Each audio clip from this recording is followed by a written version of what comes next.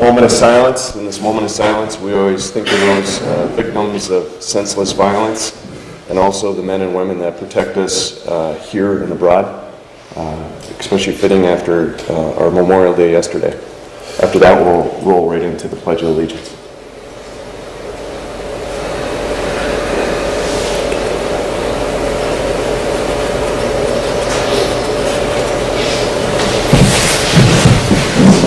I pledge allegiance to the flag of the United States of America and to the republic for which it stands, one nation, under God, indivisible, with liberty and justice for all.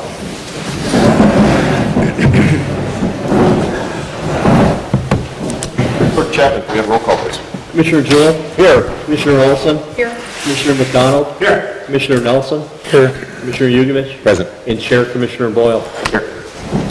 All right, Commissioners, thank you for having everyone come out to the Cedar Valley Town Hall, and this is in Commissioner Yugovich's district. Thank you for deciding on that. You and Jennifer, could you? Is there anybody you want to introduce? Absolutely. Welcome. Barb Peterson is our clerk from Cedar Valley, and she'd like to give us a welcome to the beautiful 7th District. We'd like to welcome you all to Cedar Valley. It's a little chilly in here today, but it's a beautiful day outside, so we're super thankful for that, and we're very honored that you're here. So we appreciate it, and welcome to Cedar Valley. Thank you. A lot of elected officials in here, so it gets hot quick. And thank you for having us, and this reminds me of the town hall I grew up next to in Wisconsin, so very much the same, early 1900s. I'm glad these buildings are still around. At this time, we'll ask citizens to be allowed to address the board on items that are not on the agenda. Just to remind, speakers will be limited to 5 minutes each, and I have a few speakers up here. First, we have Rob Heidela. Rob, we'll have you introduce yourself and your address, please. Yes, I'm Rob Heidela. My address is 12812 Carlson Road in Hibbing, Minnesota, 55746. I'm right here in northern Cedar Valley. So, and actually I'm part of Farm Bureau, and we are on the agenda also, so, but I can go forward with that if you choose, or if you'd rather have others speak first. If you're on the, which item are you on the agenda? Yeah, ditching issues. Okay. Is that on the committee of the whole? I don't know where.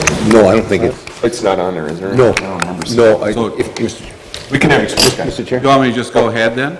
Yeah, what I think we're going to do is, it's the policy of the board. We don't usually respond on the public participation end of it, but we do have our engineer here, Jim Faldesi, and he will be available to the group or to individuals that may have questions when the speaking part is complete, and he would be happy to have a conversation with any or all of you, whatever works best.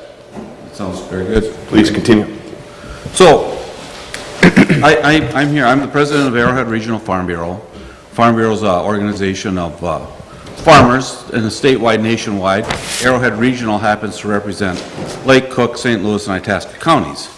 And we're here to talk about the issues. We're primarily coming here. We've got farmers that have come to us with issues of ditches that haven't been maintained and are causing problems with their farm fields, and they're losing crops, and they're not able to use them. And these are fields that they've been used for many, many years. And so we want to see if we can't do something to improve this system of maintenance of the ditches primarily at this point. But maybe there's a little bit bigger background that I'd like to speak to about agriculture in general. And our agricultural system, regionally, state, and nationwide, is actually rather fragile. And I don't know that. Maybe there's those that realize that. Maybe there's those that don't. But I mean, examples of this would be the recent droughts in the California Central Valley that certainly caused them a lot of problems. They're over now, but they certainly could return again. But we're even seeing things like the Central Plains, which is doing a tremendous amount of irrigation of their crops. And they're pulling that irrigation water out of the Oglala Aquifer, and the Oglala Aquifer, according to many of the reports I've read, is drying up. So that's kind of the breadbasket of this country, and we're kind of starting to lose that. or the potential for growth there is growing. So our regional farm economy is got a lot of potential for growing economic growth here, and we'd like to see it has been far greater in the past. It's certainly been something that's been on the decline, but it's something that we could certainly use to improve our local economic growth. I put in front of you all a study that was done. It was paid for by the Iron Range Resources grant to IRPS, and it's the local food study done by David Abaz and I forget the other guy's name, Ryan Pesh, who's a University of Minnesota Extension agent. That, I just gave you a summary of that report. That report is available in its full on the IRPSMN.org website, but it deals with the economic values of local agriculture. And I know along with that there's been other groups like the Northland Food Network that's trying to grow more local foods and more locally sourced foods. And I know some of you, I know Commissioner Nelson's been to some of those meetings. Maybe others have too. I guess I'm not sure, but there's a growing local food movement that certainly could have great economic value. Part of that is that we need to maintain, I mean, there's many obstacles to this, and we need to maintain our current farms, and we need to try to grow our farms and our farmers, because we're seeing decline in all of those areas, and we'd like to reverse that trend. And we're doing it somewhat. I mean, I've also put in front of you a brochure from Arrowhead Grown, which is a listing of farmers markets in the region far beyond St. Louis County and far beyond Arrowhead Regional's reach, but that's something that Farm Bureau started and worked with in cooperation with IRPS and with AEOA's Rutabaga project, and that's a start. We're hoping to actually grow that again next year and create more awareness of what the local agricultural situation is. You've got to excuse me, I'm a Finlander, I'm rather introverted, and speaking to a group like this with cameras on is not my forte by any means, so. So local food production is what we would like to see, and there's certainly been plenty of problems with our local economy in other forms. I mean, we've seen the decline in forestry here in the 2008 housing crisis was shut down many of our forest product users. I used to work in the paper industry. Paper industry is on the decline. Many of these things are due to the fact that we're near the center of the continent. And near the center of the continent means that we have a shipping barrier. Many of the products that we manufacture here can't reach the biggest population centers of the country. But in the case of local food, our customers are right here and they're right now. So if we can promote the local food industry, or at least help the ones that are there now, is something I believe is important to us. And we've got some local farmers here that want to talk to us and tell you some of their specific problems. And farmers are all independent businessmen. And Mr. Nelson, I believe you're one also. So these guys don't ask for help very often. It's a rare thing for them, but they've got some real issues here. And they would like to address the board and tell you about some of their issues. So I think we at least deserve to listen to them and hear what they have to say. Thank you. Thank you. Next up, we have Ed Nelson. Mr. Nelson. Good morning. My name is Ed Nelson. My address is 10796 Foss Road. I'm a farmer. I've been up here since 1985. I run an operation called Mr. Ed's Farm. We do a lot of educational tours. My barnyard is full of animals. Most of those animals eat hay. For over 30 years, I've been buying hay from Tom Horvath in Meadowlands, Minnesota. In the last few years, in talking with Tom, I see the stress on how much this rising water level has impacted his land. You're going to hear Tom's story in a few minutes. My other role in this is I'm the secretary of the Arrowhead Regional Farm Bureau. As Rob mentioned, Farm Bureau is an advocate for farmers. When Tom came to me and said, what are we going to do about this? We're just beside ourselves. We tried everything we can with the county staff. We don't know what to do. I brought it to the Farm Bureau board, and we took it up as the facilitator to get these farmers together, gather up a list of the problems and questions, and bring it to the County Ditch Authority, which we learned has the authority to do something about this. On your tables today, I put a list of questions that I've gleaned from conversations with farmers and landowners at a series of meetings. And I realize that today there's not an opportunity to address all of these things, but I'm hoping that you will take it seriously and understand that we have a lot of folks here that are hanging by a thread. They need help. We want to preserve farmland, as Rob said, because farmland is important to our economy, to our rural communities. And this area here, one time, was probably one of the best agricultural places in St. Louis County. We've got a history, a tradition to preserve. I just want to conclude by saying, in my conversations with these farmers and landowners, they're discouraged, they're skeptical. They said in the past, our exchanges with the Ditch Authority, with county staff, with other government employees to try to get this resolved have gone unnoticed, and they just feel like they're neglected and would like you guys to do what you can to resolve this issue. I'm going to start out with one letter that I received from Dustin Peterson of Meadowlands, Minnesota, to whom it may concern. I'm writing in regards to the current ditching problem and would like to share how it impacted my family and I. While my wife and I have lived in Elmer area for her entire life, I have lived here for the past 14 years and have seen drastic change in a short amount of time.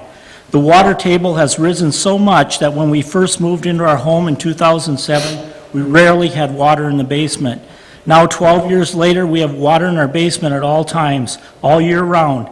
That's not okay. Not only in our yard, not only is our yard impacted, but the surrounding land. My family and I have spent hours cleaning and clearing up areas for wildlife plots to only have them flood and to be rendered useless. I'm an advocate for clean water and believe in buffers should be maintained, but when clean water goes to the ditch, it needs to flow, not become stagnant. We see the impact on neighboring land and how the fields are turning into swamp. It saddens me to see all the hard work of our ancestors have done to be destroyed because our ditches aren't being taken care of when they were created to allow for homesteading at the turn of the century. This is our land that we paid for, worked on, taken care of, all slowly being drowned in front of our eyes. Something needs to be done. Thank you. Dustin Peterson. Thank you. Thank you. Next we have Tom Horvath.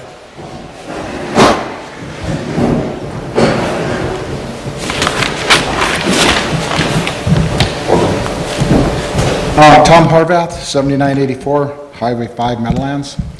I have a farm there. I've grown up there my whole life. My dad used to work for the county with the ditching. They were handed an axe when they started. They chopped everything. They dug everything. They were on tree lines. They were on backhoes. They were on drag lines. All this was done through those years, whether it was a jurisdictional ditch or county ditches. Everything was maintained. Through the years, something is starting to slip through the cracks. It's not for lack of us farmers coming and going to the county boss and asking to get a ditch cleaned. The prior county boss, he just passed away. I wish he could have been here. He was the last guy that cleaned ditches for me. They did it then. It was never an issue. Now with the new one, it's not his fault. We had it at our last meeting. It was addressed. He come right out and said, we cannot clean any ditches. I was told that.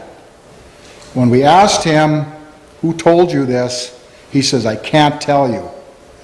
Well, I'm looking at, I want answers of who, what, and where, how high you have to go to find out who is telling people this can't get done. Because I used to work for a farmer in Polk County. He farms 8,000 acres. I talked to him, been through lots of ditching stuff. He said it's against state law to not allow these ditches to be cleaned. He says also, if they're not cleaned somehow and they're going to do this, compensation has to start getting paid for what we're losing on this land. So He says, we want a ditch cleaned here. I says, what do you do? He says, one phone call. The county does it. I got other people I know in Renville County and asked them, what do you guys do? The county takes care of it. There's no issues, and we've never heard of that. The county has always done it. Now all of a sudden we can't do it. I have my ditches, they say the county takes care of county ditches, and our jurisdictional ditches, a lot of the county water goes through my ditch to drain because the county ditches will not take it. They are not designed to take it, nor does it allow flow to go in them. So now we're looking at a fight over who's cleaning what ditches, who's supposed to be covering it. So, and now if it's allowable, I'm having a problem is who's telling me this can't be done? It's not legal, it's in state law. I guess if we have to keep digging this out, I will do anything. I'm 60 years old, my grandkids want to farm. If it goes to, I mean, you have to do lawyers or lawsuits, I'm to that point. I've gone my whole life fighting this. I don't want to do that. I want a peaceful thing somehow to get this done. And everybody in here is going to say the same. And it's not just the farmland. I'm not worried about my field. You go walk in the woods where people are hunting, the whole area is getting saturated. And it doesn't have to be that way. And for some reason, neglect is there, and we can't find anybody to help us. So that's what we're looking at. I know you hear Keith, he farms, you think, hey man, I'm on board with this. I've had to have ditches cleaned.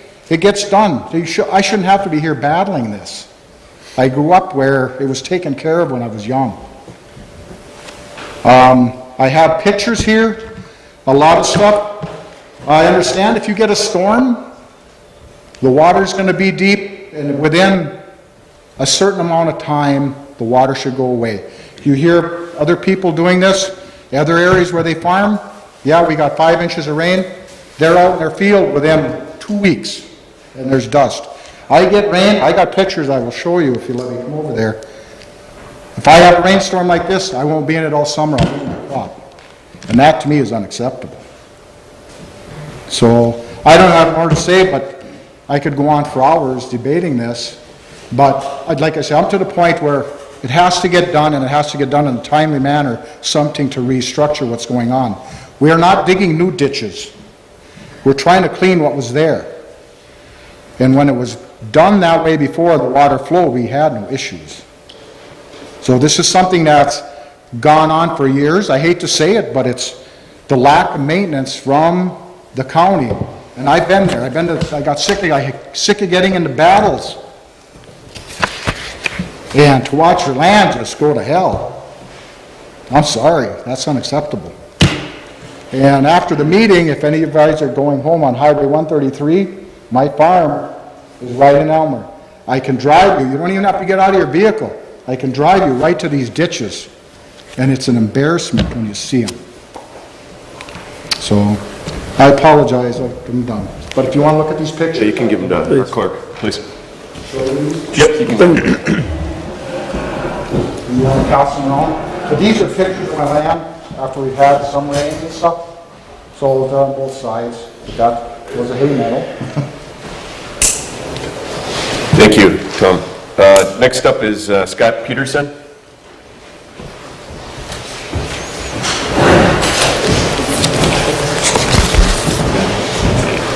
Hi, I'm Scott Peterson, 7826 Highway 73, Floodwood, Minnesota. I am a Cedar Valley Township Supervisor. I farm about 500 acres. I have 70 head of cattle.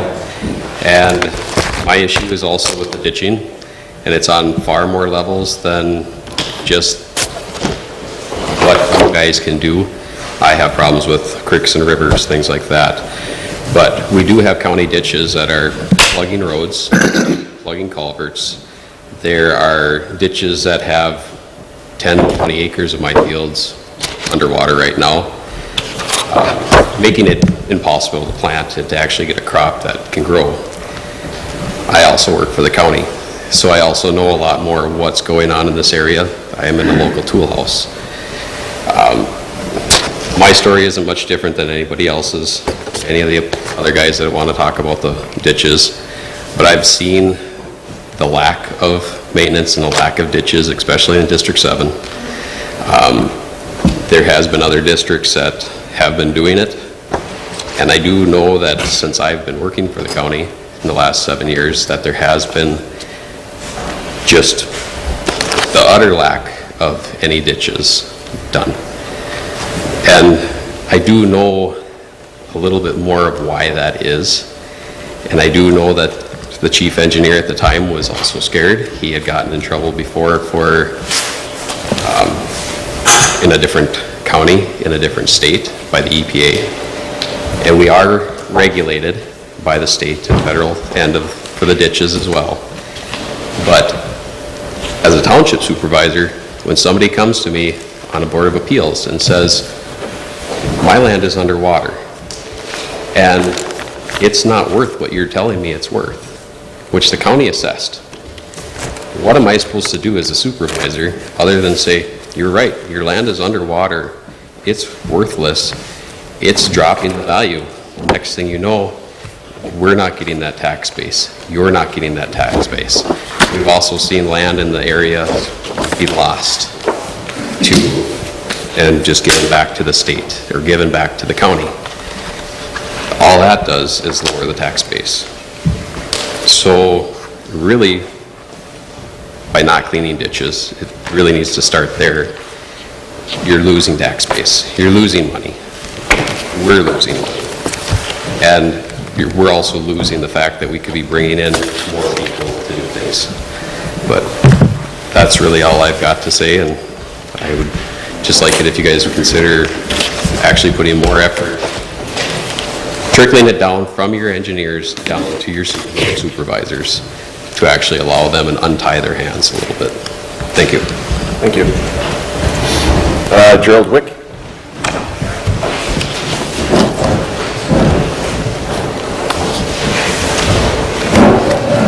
Good morning, Commissioners. Thanks for letting us speak. I'm not going to take very long. I just reiterate everything that the previous guys have talked about. We used to farm a couple thousand acres in Toivola Meadowlands area, Toivola Meadowlands in Lavelle Township. That was years ago. I haven't farmed for quite a few, about 20 years right now. But anyway, we didn't have all the problems there is now. As they've talked about, the water level has kept on coming up, our water table is higher. I'm not directly affected because I'm right near Sand Creek in Toivola where we live, so the water runs and flowing all the time. But, well, Mr. Nelson, I think, has anybody else been on the board for 25 years? Besides Keith? How long have you been on? 2. Huh? 2. 2 years? Anyway. T-O-O, not T-W-O. Anyway, well, you're the only one who knows. We started a ditch drainage committee, and back I don't even have kept papers on it from 25 years ago. Came to the county, something like this. We went to the board, spent a lot of time. Finally got some, well, not results, but they decided to spend $87,000 on an engineering study, and they engineered one ditch. But the engineering didn't make any water run. And I think the sad part is, as Tom mentioned too, not creating new ditches, just cleaning the existing ditches that were put in years ago with primitive equipment and hand dug and all that, and they made the water run, and that's all we need to do now is clean the ditches, but there's so much sediment and trees and brush and a lot of the jurisdictional county ditches. I was just on a McDavitt Road a few days ago, and I couldn't believe how the water was up to the road, the county road ditches. Nothing's been cleaned, and you see this all over the place. All you have to do is drive around the county, especially in this area, and you see that stuff, and you wonder, why isn't that water going? It's not being taken care of. But basically, there's something here that I didn't know about till today. Ed Nelson just gave it to me. That was done in June 8th, 2005. The ditches are wetlands in the bank. That was put up by the county, so they're creating more wetlands just by letting the ditches plug up. So if that's true, it's unfortunate, but I think we need to make some changes. But anyway, thank you. That's all I need to say. Appreciate it, but I'll give you. Pass this along. Thank you. Thank you. Tony Kozolnik?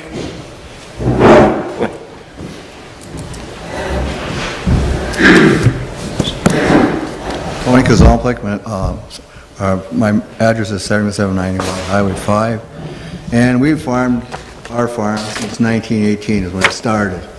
And not much was cleared, we cleared everything, and when they came, there was ditches in place that did drain the land. And all those years, we farmed off the farm. That's what we didn't have a side job to subsidize our farm. And we made our farm go. And today, my land is underwater. It's taken so long for it to get out of there because the ditches aren't being taken care of. The county should really be ashamed of what they're doing. We have the high-tech machines that can do things, and nothing's being done. High-paid people that are running it can't get things done. What are we paying for? And I'd like to reverse something else. They talk about there's fewer farmers. There is fewer farmers, but these farmers are doing more land. The land in our area, from Tyvola, Madeline, Selmer, is all being farmed, even more land than when we first came. And this land is being let go to drown. And if you don't change things around, it's even going to get worse. And not to put the money into these farms, into this land. The ditches were done when the land wasn't worth a whole lot. There was land at one time was sold for under $1 an acre, and they made those ditches. Now the land is valued at thousands of dollars, and we have high-tech machinery and can't do nothing. And things need to be done. And part of it is the county gets together, and the group, I don't think they know what's going on with farming, and it's left to go to the vote and voted on to let it go. For example, I was at a meeting at Clinton Hall, and they have a ditch in Cherry there right along the road, flooding many farms underwater. And Keith Nelson, you were there, I was there. And the farmers asked you, are you going to do something about it?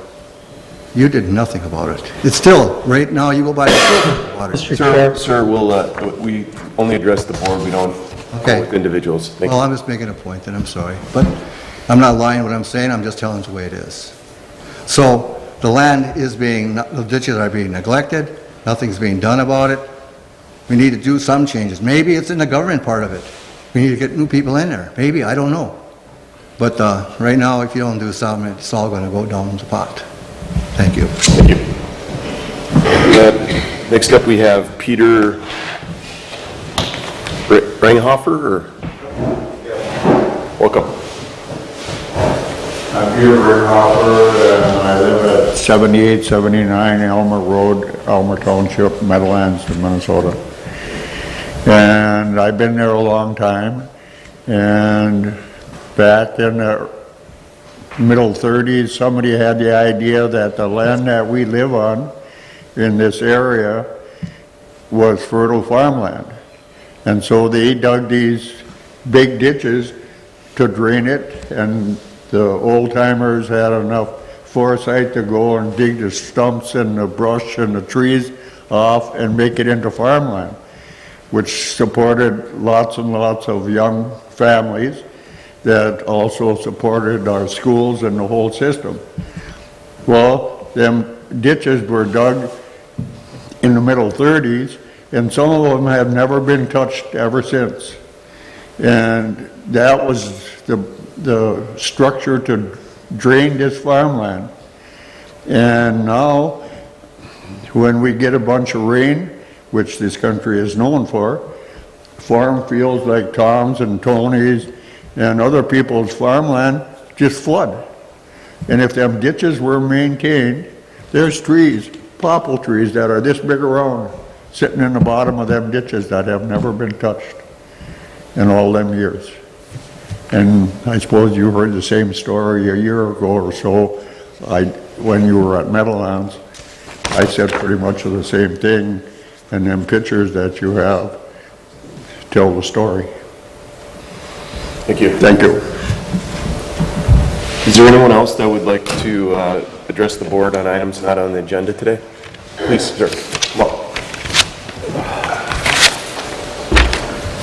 Have you introduce yourself and your address? My name's Dwayne Warner at 10251 Andrews Road. I live on the south side of 133, and through my property, most of the water exits right into the river then.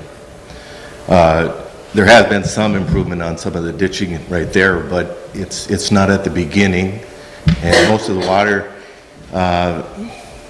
one of the biggest problems is there's township roads that aren't getting cleaned out too. So there's a combination of where that water actually goes. We've been up there for about 17 years, and just about every year, the land floods over by the home and everything. I'm building a new house there, so. But it's going to get into a situation where, you know, when population starts to come here and rebuilds, they're going to be dealing with the history of flooded land, and all of a sudden now they're going to be required to buy flood insurance and everything else, which in the past the land hasn't been flooding. So there's an economic value as far as that goes. So the only thing I'd like to see done is basically the main judicial ditches that get right to the rivers. Right now, some of the ditches were done in the past, but they're spotted. They're everywhere around the township. Well, without pulling the plug on the other end, the water just sits there. One of the other problems I have too is the mines took over the land on 29 and Andrews Junction Road. Well, when they cleaned all that out for wetlands credit, they've actually dumped rock in the ditches most I can think of is to filter the water that goes to the river. But if you people went and looked at that stuff, they rip-wrapped the ditches that came out of that land, but the washout, the silt is already going on the edge of that stuff. So as far as who's going to maintain that in the future, and in the past, that used to be some of the best hayland production around. Gerald Wick used to own it in the past, and he made a living on that land. But when I got the letter from the mines, they said they wanted to turn it back into what it was as far as wetlands. And of course, they're talking about something that was back in the 1900s. So that's about all I have to say. Thank you. Thank you. Is there anyone else that would like to address the board at this time? Please, sir.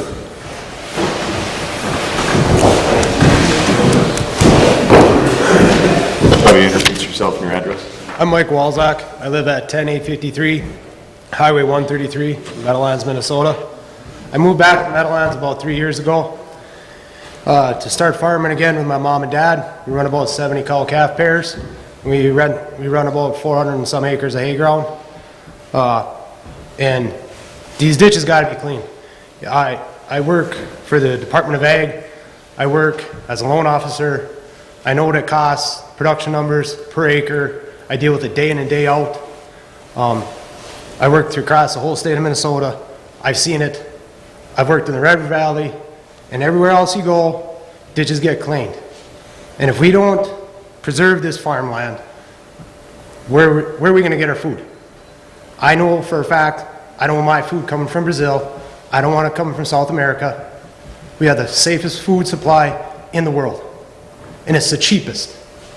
And without farmers, without these ditches clean, this land's going back to wetlands. It's the way it is. And you look at all the schools that used to be here. I went to Meadowlands.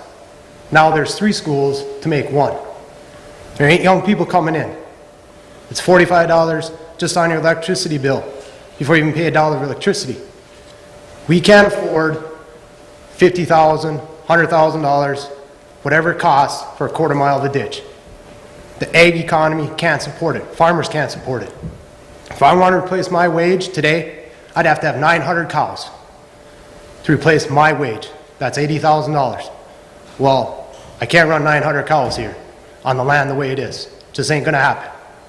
Last year, I recorded over 33 inches of rain since May, from May to October. Last 2 years, I've taken my corn out in the snow because you can't get it out in the fall. And we lose yield due to deer, due to turkeys, because we can't timely harvest our crops. I can't get in the field right now. It's going to be May 31st by the time I get my corn in the ground. I'm supposed to have it planted by the 25th for crop insurance. You can't get in because it doesn't drain. The water sits right on the edge of the road, and it's soggy. Last 2 years ago, planted 40 acres of alfalfa. It's all failed because it don't drain. And that's $100 an acre just to till the land, just to get ready to plant. It's $100 an acre. Cost me almost another $100 just to put the seed in the ground. And it's all gone. That's money. When the alfalfa don't get seeded and I don't have good crops, my cows don't get bred. Last summer, I had 20% of my herd was open. I have 20 less calves this year. That's real dollars in my pocketbook to work with next year, because that's when those calves are going to get sold.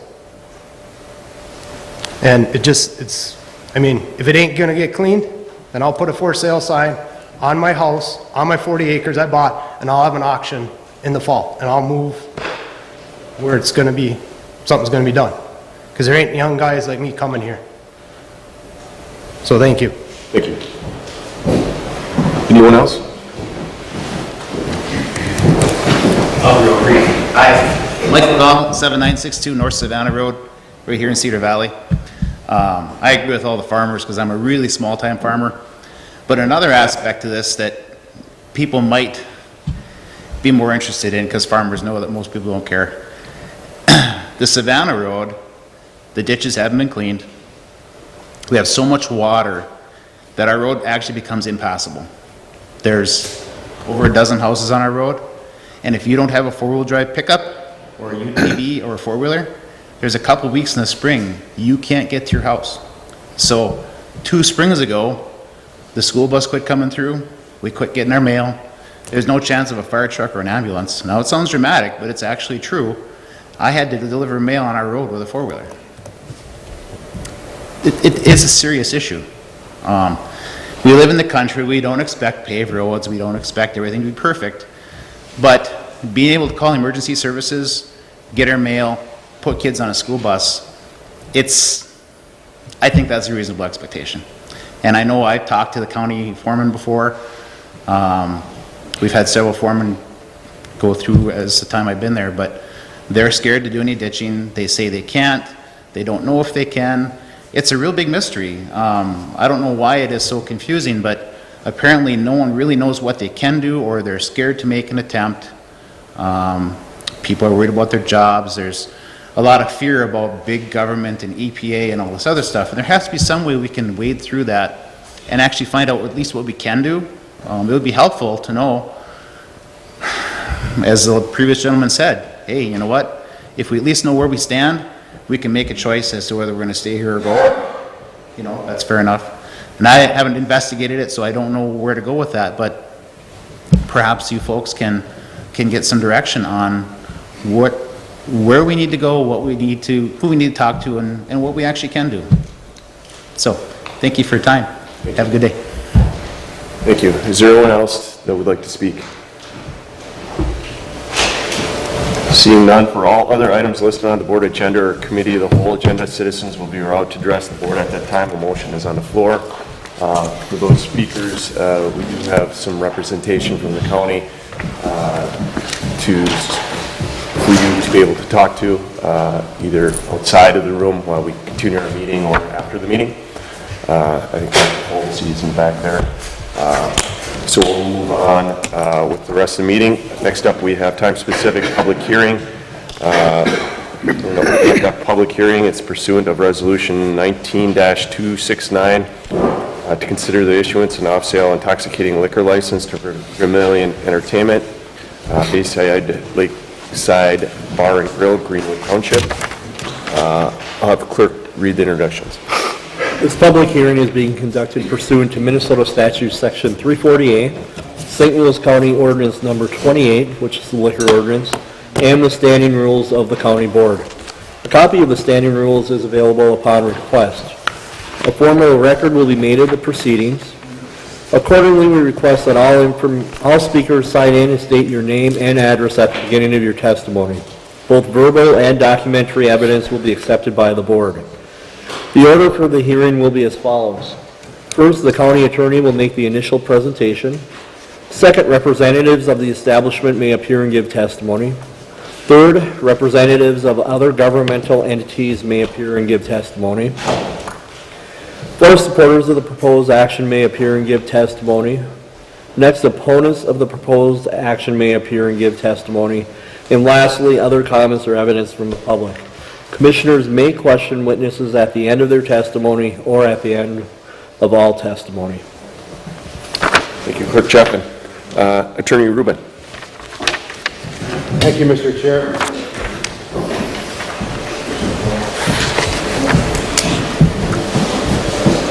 Members of the board, before you today is an application for an off-sale intoxicating liquor license.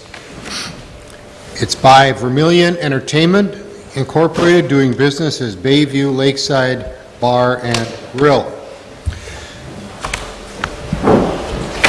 It also, the documents reflect that the company owning this is actually Authentic Property Investments, LLC, doing business as Eagles Nest Resort.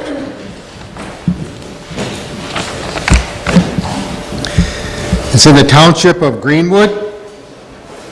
I have a packet that includes the original application, the Greenwood Township approval, the liquor liability insurance valid through June 30th, 2020, the notice of the liquor licensing committee meeting sent to the applicant April 4, 2019, minutes of the April 16, 2019 liquor licensing committee meeting, the liquor license checklist, the public hearing resolution number 19-269, adopted April 23, 2019, the affidavit of publication, the notice published May 16, 2019 in the Duluth News Tribune.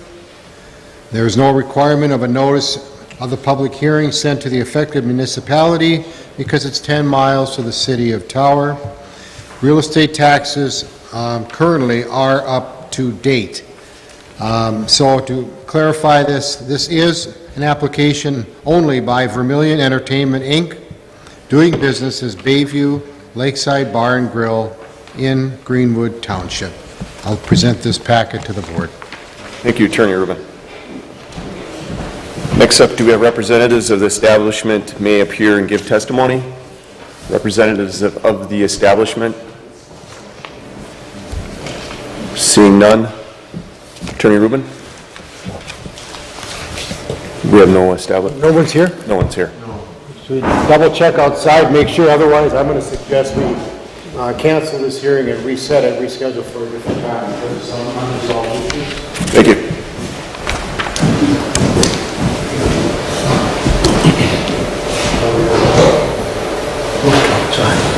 Nobody else present represents. Okay. I know that Attorney Rubin and the subcommittee of the Alcohol Committee really wanted this ownership to be here. So Attorney Rubin, do we just pull it or how it is? Chair, I would move we cancel the public hearing at this point and reschedule for a different date. Do we need to take a vote on that? It's probably appropriate. It's been moved to cancel and reset for another date. I'll second that. Okay.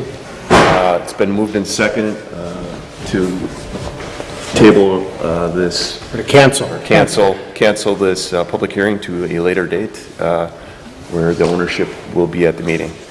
All those in favor, please say aye. Aye. Opposed? Pulled. All right, Commissioners, next up we have the consent agenda. So moved. Second. By Chukovich, second by Jewell. Commissioner Nicole. Seeing none, all those in favor of the consent agenda, please say aye. Aye. Opposed? Consent agenda passes. We'll move on to the regular agenda. We have one item up under Environmental and National Resources. Endorse the strategic land alignment, realignment project and support full funding of the Minnesota Land Trust application to Lassard Sam's Outdoor Heritage Council to acquire private forest lands in St. Louis County. I'd move it. Moved by Commissioner Jewell, second by Commissioner Olson. We'll move over to the Administrator. Thank you, Chair Boyle and Commissioners. The action before the board is to endorse this land realignment project in cooperation with the City of Duluth, the Conservation Fund, and the Minnesota Land Trust, and to specifically support the funding application to the Lassard Sam's Outdoor Heritage Council, which is a critical piece of this puzzle. That application is due to the council by May 31st and is ready to go pending approval of the board on this matter. As we discussed at some length with respect to this opportunity, whereby with the use of the grant funds, have the opportunity to purchase targeted lands in targeted potlatch lands in particular throughout the county, and exchange, then be able to exchange, if you will, those lands and convey them effectively to the City of Duluth for open space and recreation management.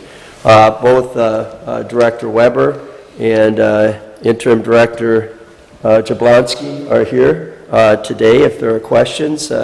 We had a good discussion in the workshop and Committee of the Whole. Some of the issues regarding the relief of assessments for other lands that we'll have the opportunity to sell and get back on the tax rolls have been largely resolved with the City of Duluth. And so we can remain committed to this path and getting the application in a timely manner. And I will let Director Weber or Director Jablonski, with your permission, talk a little bit to the project agreement that talks to the land conveyance provisions and classifications, and just bring that to life a little bit, because I know that was another part of the puzzle that we were working on as a follow-up item. Director Weber. Mr. Chair, Commissioners, yes, what we're really seeking for today is support for the grant application for outdoor heritage funds. I think the real meat and potatoes here, if you will, is this agreement that will work out with the City of Duluth and St. Louis County, and that agreement is going to address several of the issues that have been brought forth in our discussions, including land valuation, assessments, land selection criteria, and also conditions that will be put on the tax forfeited parcels that are conveyed to the City of Duluth, so that we know that they can't be sold in the future without some sort of approval from the county board. So all these concerns that we've discussed, we will make sure they're in this project agreement, whether it's a memorandum of understanding or just some sort of agreement, that will be brought back to the board for approval. So we're hopeful that if indeed the grant application is approved and they get funding, we'll put together this agreement and settle all the issues and bring that back to the board. Any questions for Director Weber? Director Weber, when would we know if this would pass the muster at the state? Mr. Chair, good question. I believe by late summer they'll get some indication. There might be some hearings where they ask people to come down and testify, but I will find that answer out. Thank you. Thank you much. Director Jablonski, do you have anything to add? All right, Commissioners, Commissioner comments. Seeing none, I'll comment on this. I thank you and Darren for all the work you've done with this in the City of Duluth. This is a once-in-a-lifetime opportunity. It's moving some land around that otherwise has been sitting for generations. I think it's a great deal. And, you know, Commissioner Nelson, I think, brought up a good point and was dealed out with past assessments. With the City of Duluth took out about $900,000 on that. So they do have skin in the game. I think it's going to open up public access land for public enjoyment that's on county tax forfeit land that many citizens don't know about, but then also the vision, possibility of opening some tracts of land in the city of Duluth to build on. So it's a great start. Like I say, once in a lifetime opportunity, and thank you both for all the work you've done on this moving forward. Other commissioners? Commissioner Nelson. Thank you, Chair. Commissioner Boyle. One of the things that I've been considering on this, and I don't know exactly how we get this accomplished, but these lands that are exchanged, and you're right, Mr. Chair, there is an issue with individuals, whether they're from Duluth or from visiting the Duluth area, that individuals don't really know what is public land and what is not public land. I think one of the conditions, or one of the things we should be requesting of the city of Duluth, is that working with our GIS parcel overlay folks, that these lands be readily identified as public lands and lands that are accessible, and if the city feels there's safety hazards, etc., then they should delineate that as well and say that, you know, these lands are while they're public lands, they're not necessarily safe to traverse most months out of the year. But I'm looking for a little bit more from them to make sure that people are aware. This is a very congested area, a lot of folks living within a very close proximity, and have some wonderful opportunities, I think, to enjoy some of these tracts of land. So again, I don't know how we accomplish that. It's certainly something that I would like us to make that request as we're doing this, to make sure that those lands, and offer to help. I don't expect the city to do it 100%, but I mean, to try and figure out how we delineate those lands that are being set aside for recreational purposes and those sorts of things. I think it's that little extra step that we could take. Thank you, Mr. Chair. Thank you. And I challenge, I think this blueprint is laid out for other cities across our county to use this in the future. I think this is a good route of compromise between everyone. So I think we have that blueprint out there now. So we'll see where that goes in the future for other cities in St. Louis County. Other commissioners? Seeing none, we'll move this to a vote. All those in favor, please say aye. Aye. Opposed? Motion passes. That is it on the agenda. I'll look for adjournment. Moved by Olson, second by Jewell. All those in favor of adjourning, please say aye. Aye. Opposed? Motion passes. Start back in about 5 minutes for committee holdings. Roll call. Commissioner Jewell? Here. Commissioner Olson? Here. Commissioner McDonald? Here. Commissioner Nelson? Here. Commissioner Yugovich? Present. And Chair Commissioner Boyle? Here. Commissioners, we have the consent agenda in front of us. Do I have any changes or pull downs? I would move it, Mr. Chair, but I would like to pull down item number 5. All right, item number 5 under Commissioner Olson. Any other changes? Do I have a second? Second by Jugovich. All those in favor of the consent agenda with pulling down item number 5, please say aye. Aye. Opposed? Motion passes. We'll move on to establishment of public hearings under Commissioner Olson. Thank you, Chair Boyle. I would like to move the establishment of all 4 public hearings that will vote on all of them at the same time. I'd like to move that. Supported by Commissioner Boyle.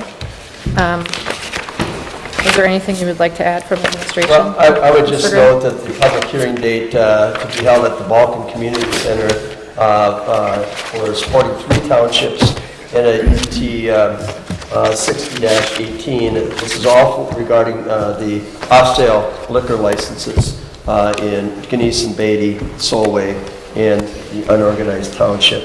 Again, at approximately 9:40 or thereabouts, 4 separate license applications to be held at the location on June 25th, Tuesday, at the Balkan Community Center.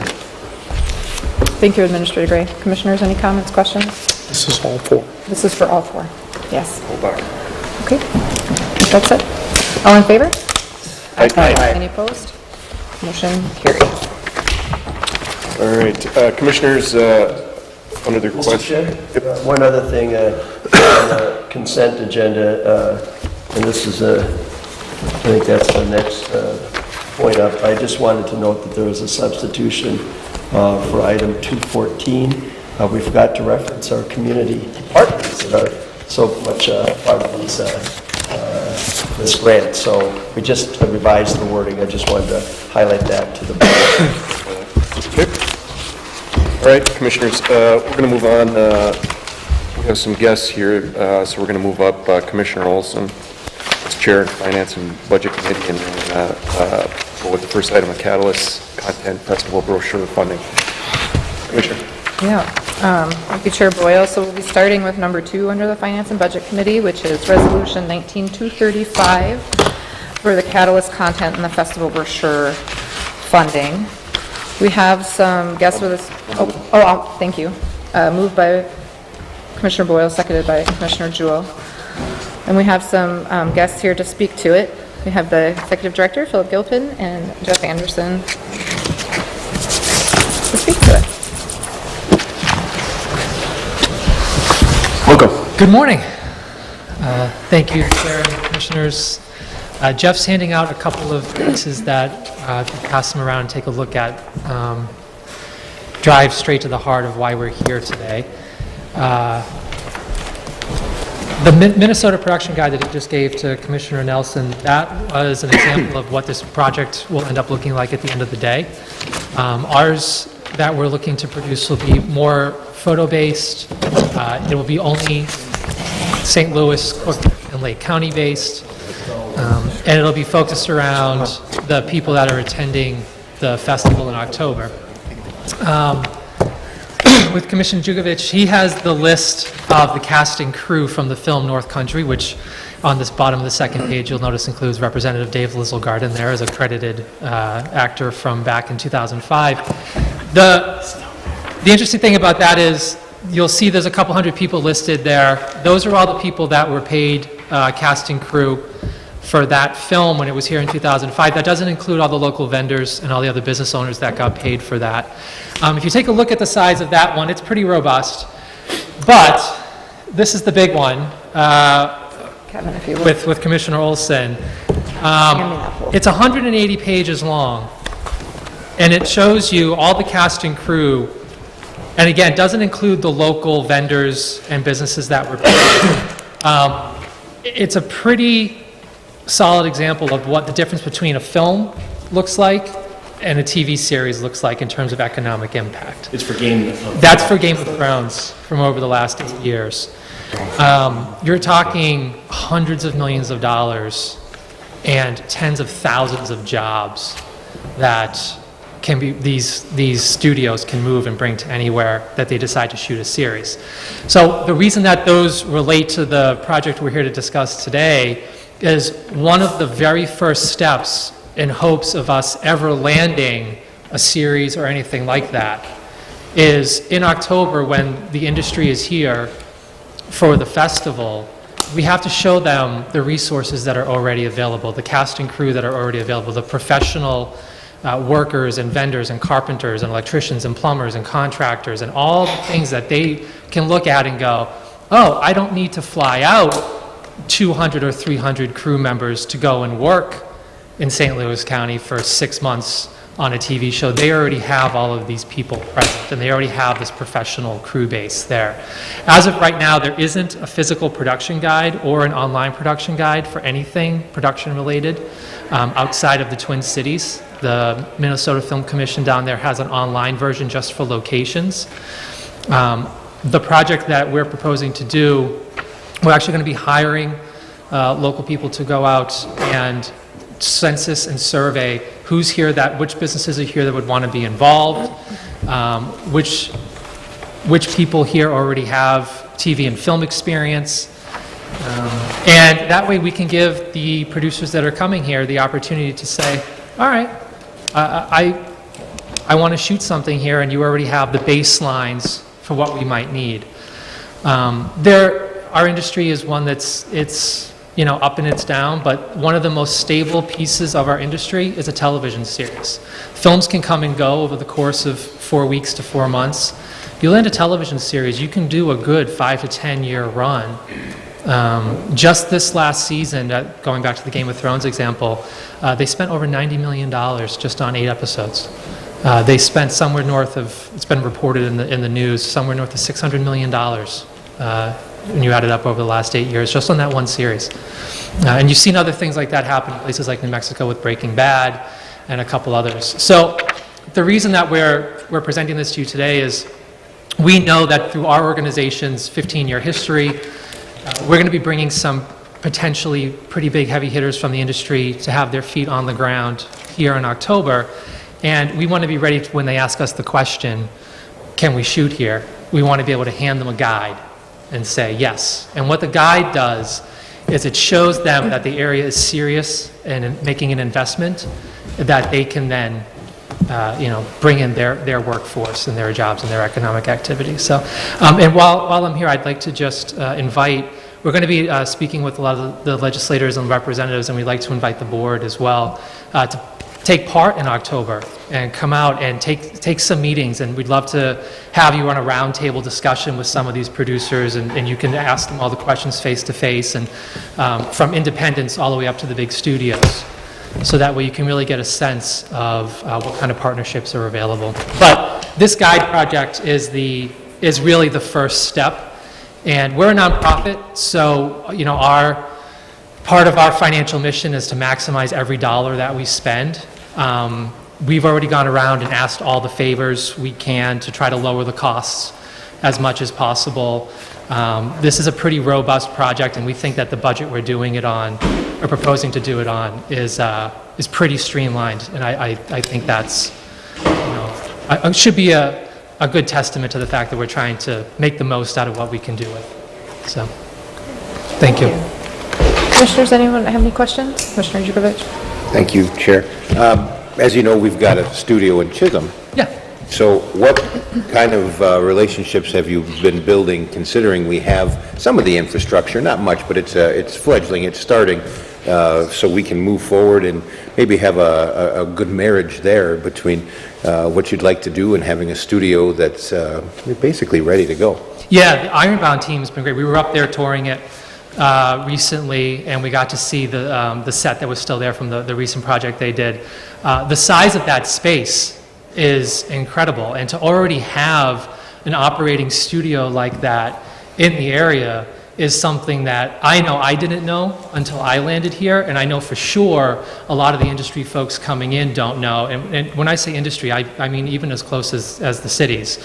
That is the heart of the reason for this guide, so that we can say, look, there's already this professional infrastructure available. Here's what we can handle now, and here's where this can go in the future.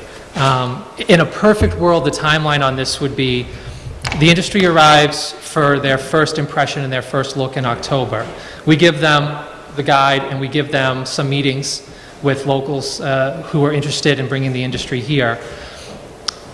They, throughout 2020, producers and studios would decide, oh, here's a couple of projects that would be great for that region.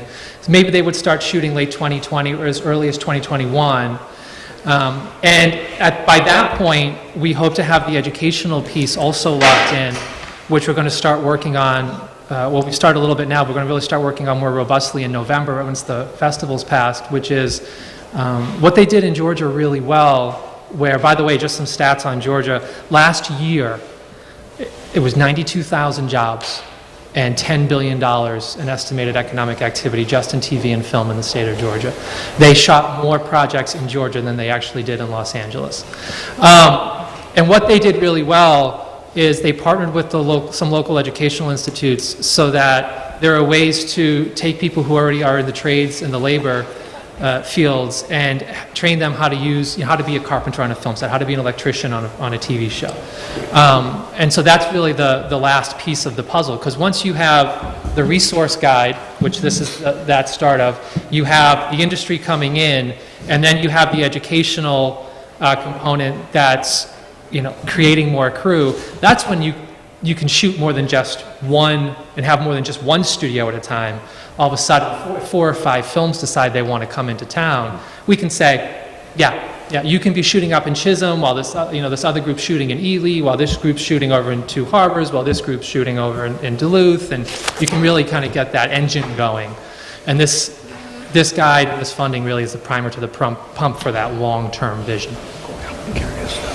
The economic impact that the Harvard made on Chisholm was really, really a big deal. We had people put to work, the restaurants, the bars were busy, lodging, you name it, it was buzzing for a short period of time. So we understand how important it is to have these projects and what they can do for a community. But my next question would be, and I haven't heard, and Jeff spends a lot of time, how did the legislature handle the snowbait issue for this session? I did not hear anything. Commissioner, the main thing that we were in front of the legislature for this year was a new tax refund, transferable tax refund, and it was heard, it was included in the House tax bill. It did not survive the conference committee, the meeting of the 3 leaders, and was not included in this bill. But we've had some really positive conversations about bringing it back, putting a sunset provision on it as a pilot program, and we have high hopes that it's something that we'll have support with in next year or the year after. Now, there's a tremendous amount of support, though, at the legislature bipartisanly for investment in film and television. One of the challenges this year is that anything we do in terms of a tax rebate or incentive carried a fiscal note with it. So even though the impact is such where if somebody comes and spends $10 million on a production, they get a refund back, and it only happens if that $10 million is spent. The state still, because of the balanced budget that has to come forward, has to add that fiscal note. And so that was part of the driving reason that it didn't survive in the final days of the session. The film office, though, and the snowbait programs are still alive and will be nice complements to what's happening this October. So we continue to make that case to people who will be coming here that Minnesota is invested in film and television. It has a track record of investing in those projects, and we're continuing to work both locally and at the state level to make sure there's incentives there for people to do that business. Is the IRRR offering any incentives? I know that they kind of went hand in hand with the snowbait for quite a while, but I did not hear if they included in their budget. So the IRRR does have, for film and television production, a program. They are also supportive of this project that we're here before you with today. They have invested in this as well. So they have broader, for the industry, they have that program, but they're also behind this initiative as well. Thank you. The dollars that come into a community are real. They are real for a movie, a television series. It is good to see a small community buzzing with all these people coming in, and the actors are one thing, but the crew and cast, they're out and they're spending money, and the companies are spending money. And I know we've said this when we've met with you individually, but we are living at a time when there are more offerings than there ever have been in the world of television. With all of the new platforms, with the ease and accessibility for people to be able to stream, there's just that need. And that's why casting companies who are supportive of the festival and our efforts here are going out into America, outside of just the coasts, looking to invest in these types of events and these types of endeavors to build industries in states like Minnesota. Other states have done it, are doing it, and it's a prime time for us to take advantage of that. Perhaps it's time for a reality series for Frank Jewell. Did you have a question? Yeah, okay. Commissioner McDonald. Thank you, Chair Olson. I was talking with a group of people on Sunday, and I want to get the actual dates of the event, so I'm getting the right information to some people that have some interest in it. And they are October 9th through 13th is the event itself. Thank you. And then our work on the educational, economic development, and, you know, jobs production component, that's year-round. As you can see, we work on that all the time. Thank you.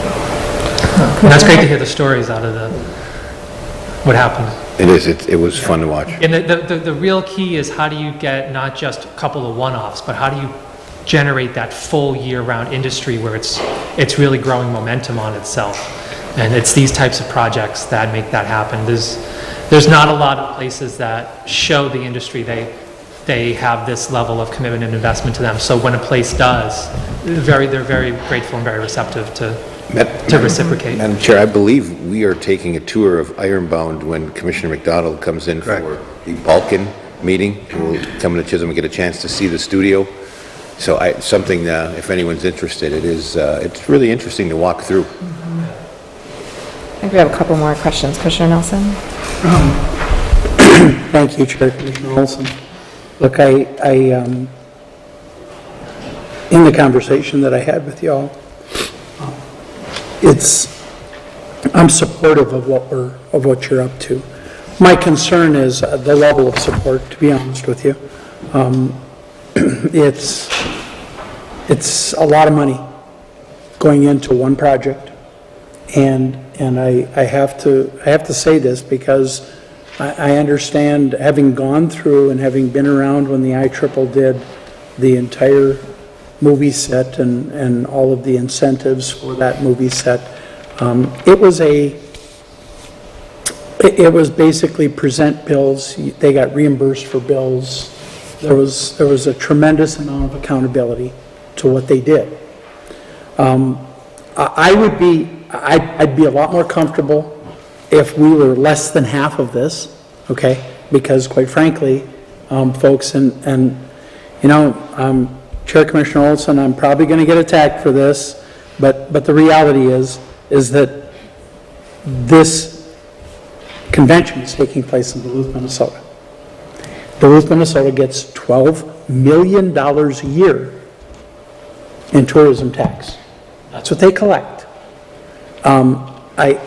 This money that's in this fund comes from us cutting trees. And we've spent years trying to build these funds and have money available to do this type of thing. But when we start being asked for more than half, that makes, I have to tell you, that makes me uneasy. Now, $100,000 is a lot of money.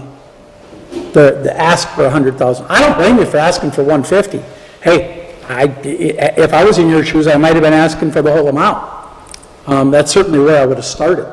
But I would hope that with that you could find other partners.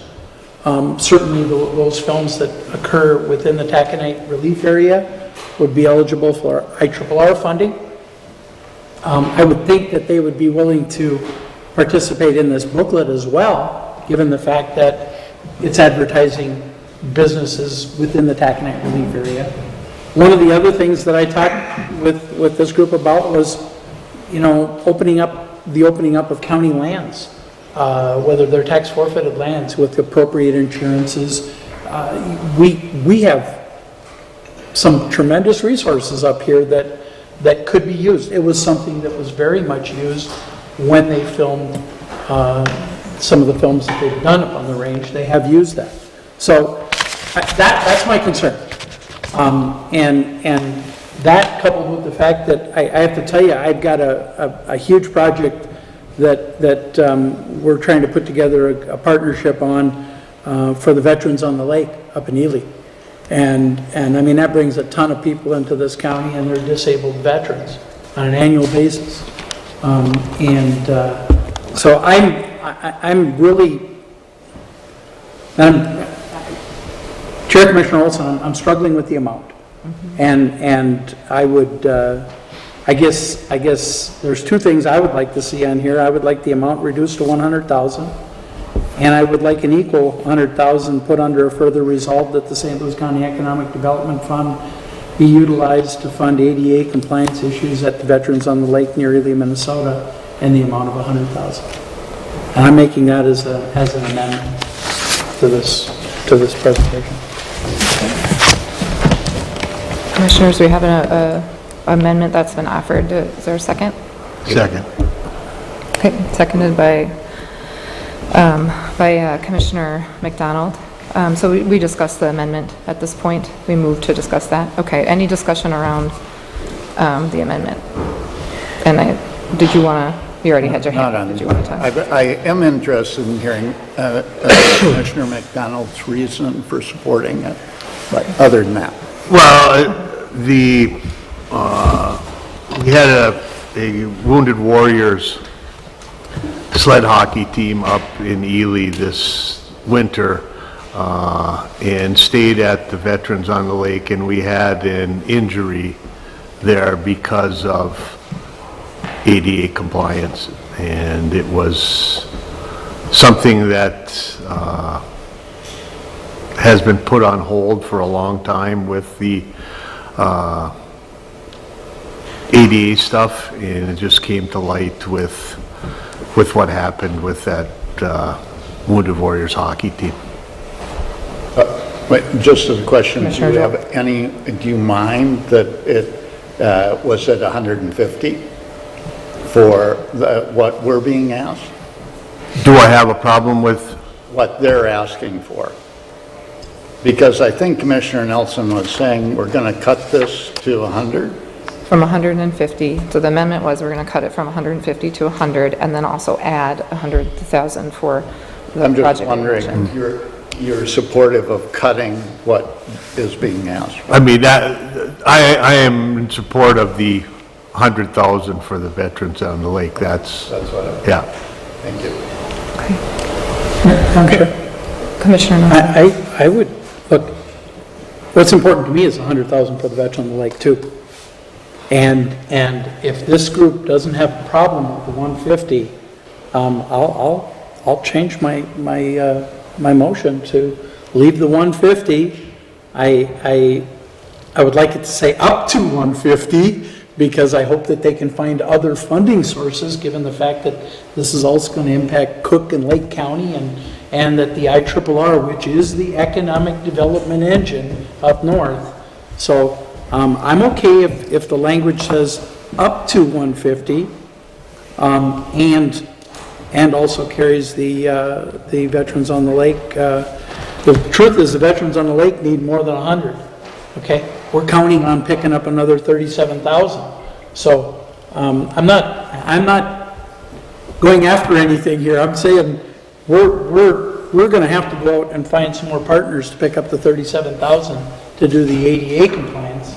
So I wasn't asking for the full amount for Veterans on the Lake.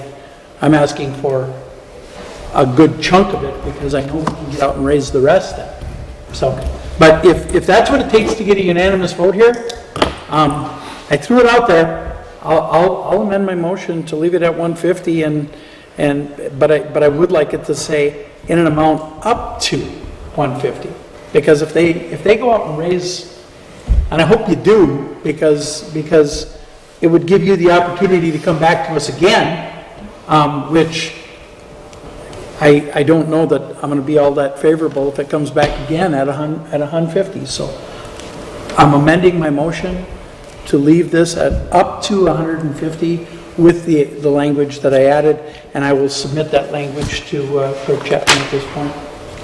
Just for a clarification, do you support that as a second? Yes, okay. support. So we're still on the conversation about the amendment with that change. I just want to ask one question and then I'll go to you. Who has already invested? Can you tell us about who your investors currently are and what they've provided? Yeah, so Commissioner Phillips and ITRIPL, they have supplied a $50,000 grant, and then we have been talking with groups in Lake and Cook County about some smaller amounts as well. So I'm confident that with your support at the 150, the commitment that's already been made from the IRRB and the conversations we've been having in Lake and Cook County will be fulfilling the grant with in full, the budget in full.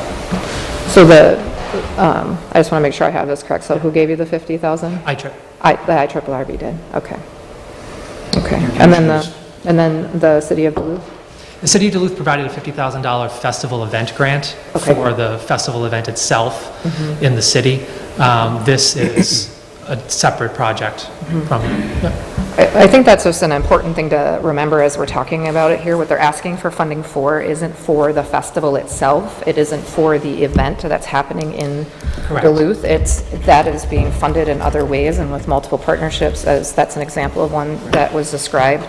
That this is for the production guide that will be given to the industry to be able to utilize all of the assets in our county. And the work that will be going on is that people will be moving around the entire county to capture what we have available for them when they come here. So that will be all captured and made really readily, easily available to them. So that's an economic development tool that we have available to us that is different than a one-time event. And I'm not saying that because I'm unsupportive of the event that you're talking about. I'm just saying that this is not what that's for. It's not for a one-time event. And so I think that that is a pretty big difference, and that we do have partners in on this already and are continuing to work on that. On the event side, there are a couple of other major funders as well. That the event has been receiving great support from local businesses and sponsors, such as the city. WDSC is coming on as our major media partner. Mr. Monaco was one of our initial seed funders. Minnesota Power has come in.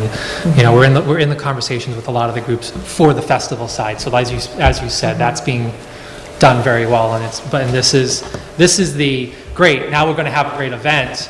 People are going to say, we want to bring business here. We're ready with the next step for when they ask us for that. Thank you. Commissioner Boyle. I mean, that was the one question I had. I'm very supportive of the amendment with the $100,000 up north. But the one question is $50,000 that, thank you very much for amending it back to up to $150,000. But a little bit of background that you both discussed to me is the reason you're moving up to Duluth is because of your last location was not so supportive of local government to this mission and the possibility of economic development. Is that not correct? That's correct. In terms of the prior festival location, the event itself was fine. What started happening over the last few years was we were happily succeeding at transitioning the producers and industry people that were coming in from seeing it as just a 5-day event. And we were really giving them the push that if you're looking for another potential job, shooting location to bring your jobs and your work and your money, this would be great. And that's where we hit the wall with different states and counties have different priorities, and film and TV just wasn't the priority of where we were. And so the reason that we ended up here was because we were looking for a location that had state backing, county backing, local backing, so that once it got to the point, which it is now, that the industry is very interested in investing with us long-term, we could turn around to them and say, we have a long-term partner. And I'll give you a very quick story about how important that is when you're actually in the room at the meetings. We, back in January, we had a conversation with a major talent agency in Los Angeles who was interested in providing us with a multi-million-dollar sponsorship grant, sponsorship just for the festival event. And they said, well, we don't want to be the only big partner in the room. Who else do you have? And I was able to sit in that room and say, I have faith that we have found enough support around Minnesota through all sources to be able to match what you would be wanting to contribute. And that gave them the confidence to contribute. And they're going to invest over 6 figures into this event every year, and into other things such as beautification and education, and some other components throughout the year. So being able to have local government backing and municipal backing when you go into those meetings, we're bringing these two groups together in a way that's really exciting. So yeah, your support is crucial, not just in terms of the guide project, but in terms of the industry seeing that we're able to say that this is a place that's saying welcome home. Thank you. The comments? I'll get to you after Commissioner. A couple of things. So I missed, what are we ending up short for the handicap accessibility? 37.5. 37.5, yeah. 37.5. So I just want to make sure that we get that squared away one way or another, and I don't have a problem with up to 150, but I just want to make sure that if it comes down to having some disabled vets not being able to get where they need to be and have issues with handicap accessibility, that we make our priorities straight, and I think we can do that. Again, I don't have an issue with up to 150. I know the opportunities are there to look for some more dollars. But I do want to make this clear. I support this project because I understand the industry a little bit because I've been involved with it. At the same time, I want to make sure that we have our players on the range with you. And I don't want it to be, strictly about, having it. I want to have some of that range flavor involved. There was an article that came out, I forget which newspaper it was in, might have been the Times. The Illinois Film Commissioner let it leak that Netflix may be looking at a Midwest production hub. And one of his major pitches to the Illinois legislature was, give us all the ammunition we need to go after it. Netflix just put $1 billion into building a production hub studio the size of about 60% of US Bank Stadium in the middle of New Mexico. If there's going to be a Midwest production hub, I think we want to be ready and able to go after it on both the state and local level, and something like that would have to be built up on the range. It's just too big. So that's the long-term end game here, but we want to be ready for it when the opportunities come. We don't want to be caught flat-footed in October with a producer from Amazon or somebody saying, hey, we'd love to come here, and then our response is, well, thanks, now that we know you're interested, give us a couple of years. So as far as when you do have your festival, I mean, we will have the opportunity to have Ironbound and others that may be interested involved? Absolutely. Yeah, and like I said, I'd like to invite the commission to come and sit in a room and talk with the producers in a group setting and really dig into what's available down the road. Okay. And how real the opportunities are. Okay, I just want to make sure veterans are covered. Yeah, absolutely. And I know that that is part of the reason why we were looking at this level of investment in this production guide, was to also make sure that St. Louis County had a proper place at the table, was a proper player in this big investment and big opportunity for economic development in the area, that we weren't kind of a side partner in it, that we were a legitimate player and able to do things like have meetings with people when they're coming here, that we would be invited to that. The county would be able to showcase our assets and what we have available to film producers as well. So, and we have a lot of land and we have a lot of things available to us that they might be interested in, and so that would also be a generator for us as well. So that's another I don't know if piece you made of it it. into your packet, but as a supporter for the guide, you would also receive the full sponsorship availabilities and the promotional for St. Louis County on the festival side as well. That would come along with it. So. Commissioner Nelson? Thank you, Chair. Commissioner Olson. Okay, one of the reasons I'm supportive of this, we've got, this industry loves to be at the cutting edge of politics too, okay? And they are, and that's fine. But a lot of the states, southeastern states, have really put in laws that are driving this industry out of their states.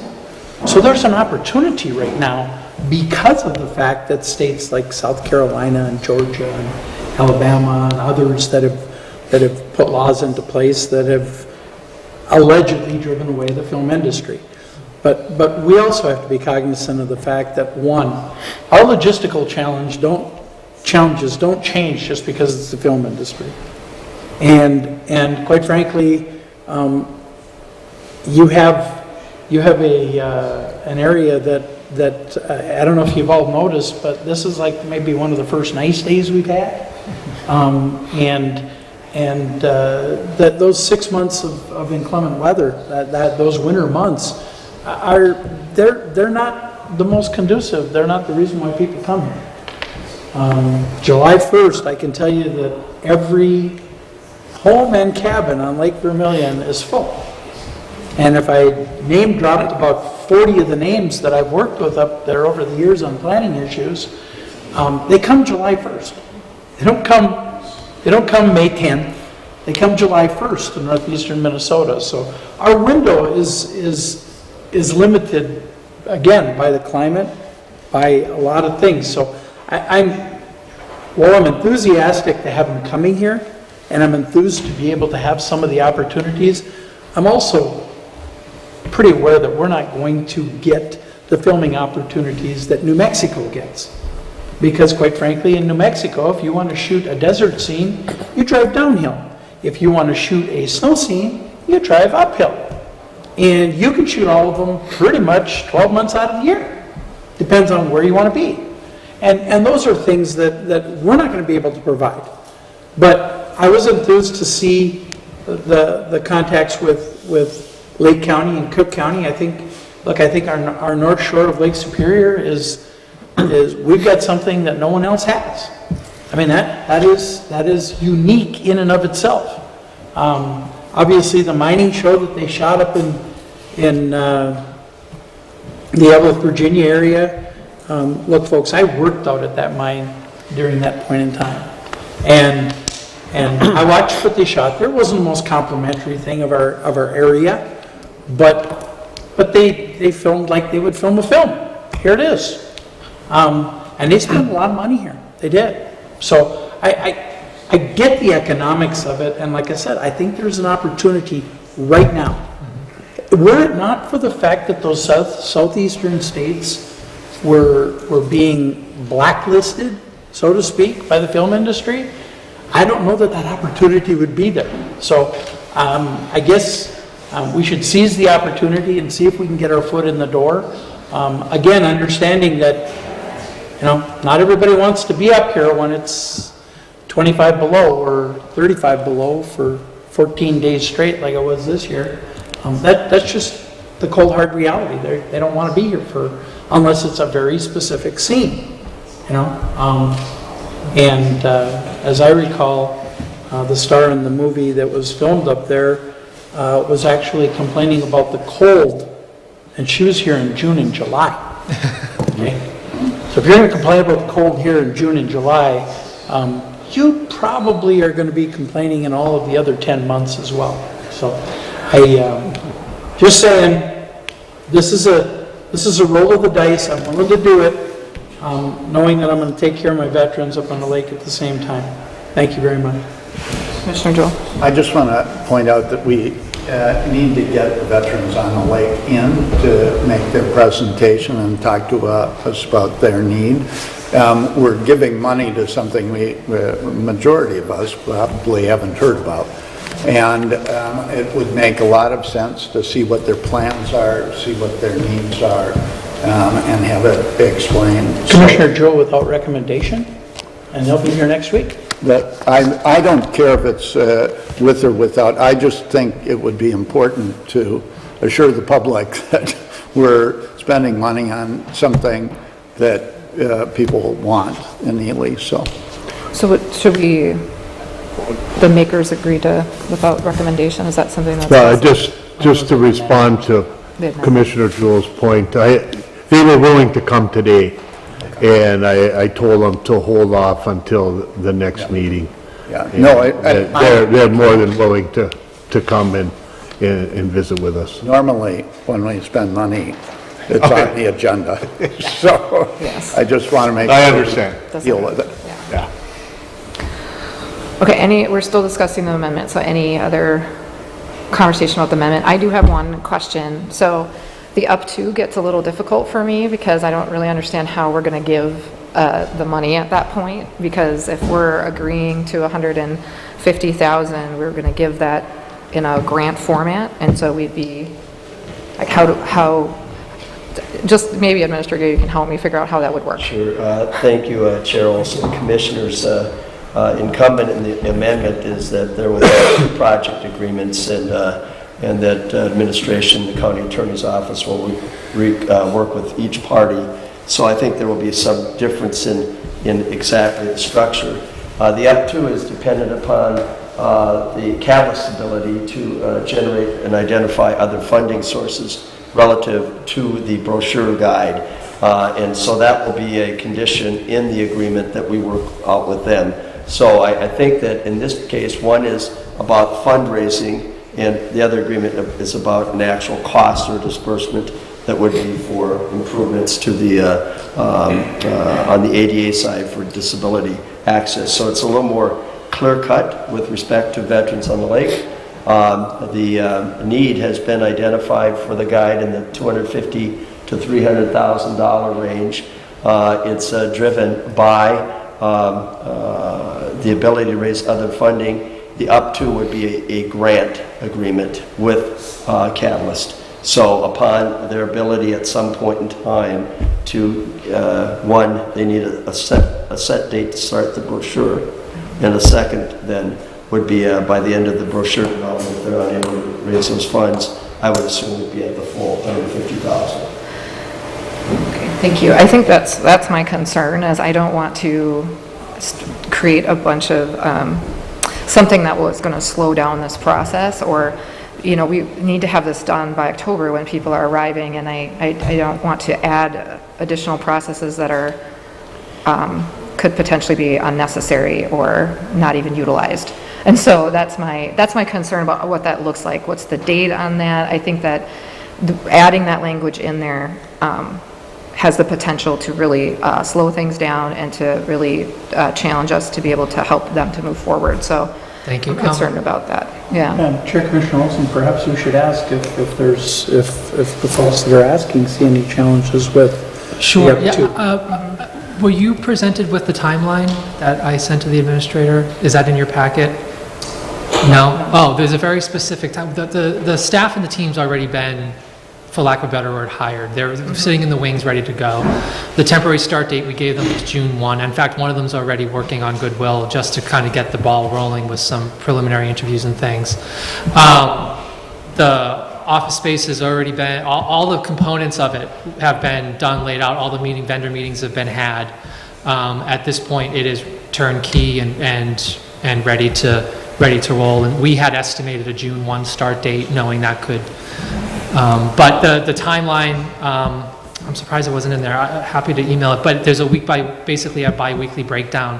The first step is we have to produce the piece of literature that is being handed out. So when one of our team members walks into a business, says, "Hi, I'm here with Catalyst, we're doing this production guide," they can hand them a brochure. That's already been the design process. And then the team goes through, they go around the community, and sometimes it's actually just as valuable for us to know who maybe isn't willing to work with a future production that comes in. So we're going to make a full census of who is interested and isn't. And then the design process on the physical guide starts end of June with the vendor there. And the actual guide itself has to go to print no later than mid-August to late August, to give it a few weeks to get into our hands. And then so once you get into September and October, what will happen is our team will be working with the people who are actually coming to the festival and working, giving the guide to them. So see if we can already start to get some of the wheels turning before they even get here in October, so that when they get here in October, maybe we'll have a couple productions ready to announce that they want to shoot here. We've already started. I got 4 proposals already, 3 films and a television show just in the last month that have already landed in my inbox wanting to shoot here in Duluth, one of them in November. And so the interest just amongst friends in our community is already percolating. And then once we get through the festival week, that's when I imagine the rest of the month of October is going to be largely our team playing catch up with what I'm expecting to be dozens and dozens and dozens of requests, not just from the production industry side to come in, but also I think the festival is going to awaken a lot of dormant existing film and TV professionals in the area who are now going to come back to us after the festival and go, "Oh, I want to be in on that guide." And so there's a lot of, but yeah, we're ready to, the plan's been done, the cash flow's been put out, it's. Thank you. Yep. And just to add, Deputy Administrator Fritzinger's had discussions with myself and with the Attorney's Office as well. So pending the outcome of the discussion today at Committee of the Whole, we'll begin drafting the framework for an agreement to ensure that funds are available on a timely basis, and we have a manner and an approach that we can support for outlaying the funds. So we know that time is critical, and we're prepared to do that, but wanted to not invest in that time until we had a sense that the board was going to be approving and supportive of the grant funding. So we will be working in parallel over the next week to, one, confirm the actual needs, and two, to ensure that the money is available as fast as possible, given the very aggressive timetable that's ahead of Catalyst right now. So we've had that discussion, and we wanted to make sure that the board had the opportunity to vet the project together. Thank you. Commissioner Joe. Commissioner Olson, I agree with you, and I'd ask if the maker and the second wouldn't agree to remove the up to. I think in any project like this, you need to be certain of certain things, and the cash in is just a huge thing. And I'll say what I was going to say after we finish the amendment, which is that this is an economic development vehicle for us. It can really bring, and it's for the whole county. It's one of those things where we really are going to be identifying things that people across the county can do, and get people, whether they're carpenters or plumbers or, whatever they are, working. And as Commissioner Jugovich pointed out, it brings real money to town, and we've seen this before. We know the kind of impact it has. So I just ask that we do that so that we can get them moving and they know what they're working on. Thank you, Commissioner Nelson.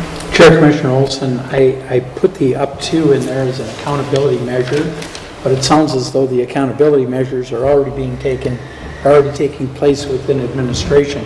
Look, we typically would put up to in this because we want to make sure the project gets done. Where if the only money they ever raise for this is the $150 and they have a $247,000 project and the project doesn't happen, that doesn't make us look very good in either. So I'm fine with taking out the up to language, knowing that administratively we're going to be executing this and having accountability measures within that. Yeah, you okay with that too? Okay. So, any other discussion on the amendment as it is written now where the up to is taken out? Okay. Okay, so all those in favor? Aye. Any opposed? Okay, amendment passes. Any further conversation or questions on the resolution itself? And we've talked about moving it without recommendation to invite the vets to come next week. Okay. All right, so all in favor? Aye. Any opposed? Motion passes. All right, thanks, everybody. Thanks for being here. Mr. Chair, would you like me to move right into my Please do. Okay, we'll move then to number 1 under the Finance and Budget Committee, and then we'll go back and pick up the one that was pulled down. So, Resolution 19234 is an award of IT standard equipment, computers, tablets, and laptops, and I will move it. Supported by Commissioner Boyle. Administration, would you care to frame, please? Thank you, Chair. Also, Commissioners, this is part of our annual to twice annual purchase of hardware relative to our laptops, desktops, and tablets. We've adopted this model about a year and a half ago because of its cost efficiency and the ability to get the best, not only the best prices, but also service on a bid basis. I would note that there's a replacement resolution. It does not change the price point. It just clarifies or improves some of the wording. So it was basically technical corrections. And Deputy Administrator Fritz is going to talk more to that if necessary. But the apparent low bidder with respect to the purchase of these standardized equipment items is now Micro Inc. in the amount of $319,000. And the recommendation is to authorize the purchase of this equipment consistent with replacement guidelines and needs of our departments across the county, effective immediately upon the final approval of the board. Thank you, Administrator Gray. Commissioners, comments, questions? Okay, seeing none, we'll move it to a vote. All in favor? Aye. Any opposed? Motion carries. Thank you. And the last item I have is board letter number 19217, which is support for the Duluth Airport Authority Denver Air Service Project. I will move it. Second. Supported by Commissioner Jewell. Administrator Gray, would you please frame? Thank you, Charles and Commissioners. I had the opportunity in discussions with leadership at the Duluth Airport Authority to discuss their plans and hopes for expansion of service in and out of the Duluth Airport itself. This is specifically targeted for ridership and alternative travel plans to Denver, and that's highlighted in the board letter. The request before the board is to support a pledge of in their efforts to obtain a federal DOT, Department of Transportation, grant. They need matching funds. This grant is to support and help attract initially and support any air carrier that establishes new services by having some backstop if the service is slow in taking off. So the local match request from the airport authority is $50,000, which can be paid over 3 years. And I want to clarify, I did get a couple of questions from commissioners. It is not $50,000 per year. It is a total of $50,000 paid over 3 years as and or if needed. So this grant, again, request is to match as part of the local match to an approximately $750,000 grant from the Department of Transportation as a backstop for the service to be offered for going to the Denver site. So again, in summary, the ask before the board is to approve a pledge of $50,000 for the Duluth Airport Authority to support grant application efforts that will in turn support expansion of air service and the attraction of an air carrier to the Denver market. Thank you, Administrator Gray. Commissioner Boyle. Mr. Gray, does the city of Duluth have any skin in this game? Commissioner, my understanding is that the city of Duluth has pledged $100,000 to this effort. I believe, again, it would be over a similar 3-year period. The 3-year period syncs up with the time that the grant would be available. And again, the grant would be drawn down if and only if the initial startup service is slow. In other words, seats aren't being filled. It's unique to larger airports in that it incentivizes carriers to make that investment and have a backstop financially to ensure that there's some minimum seat projections. And the 3-year period, my understanding, is consistent with the period of that support, and it is up to $1 million. So it would be anticipated that we would not pay the entire $50,000 right away, but again, the total pledge being requested is $50,000. The total pledge being made by the city of Duluth, we are informed, is $100,000. The counties would be $50,000. Thank you. Yes. Commissioner Judovich.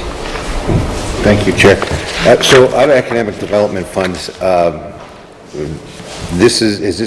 do we get requests from airports often, out of curiosity? The first one I've seen in my time on the board. Commissioner Gray. Charles and Commissioner Judovich, no, it's relatively infrequent.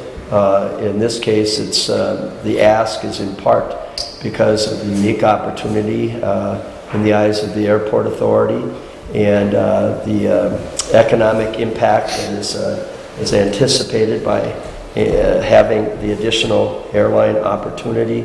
It also helps solidify the Duluth Airport as a major inbound, outbound source point for travelers. So with this air service, in my discussions with Executive Director Werner, We are skewed towards the Twin Cities and Chicago currently.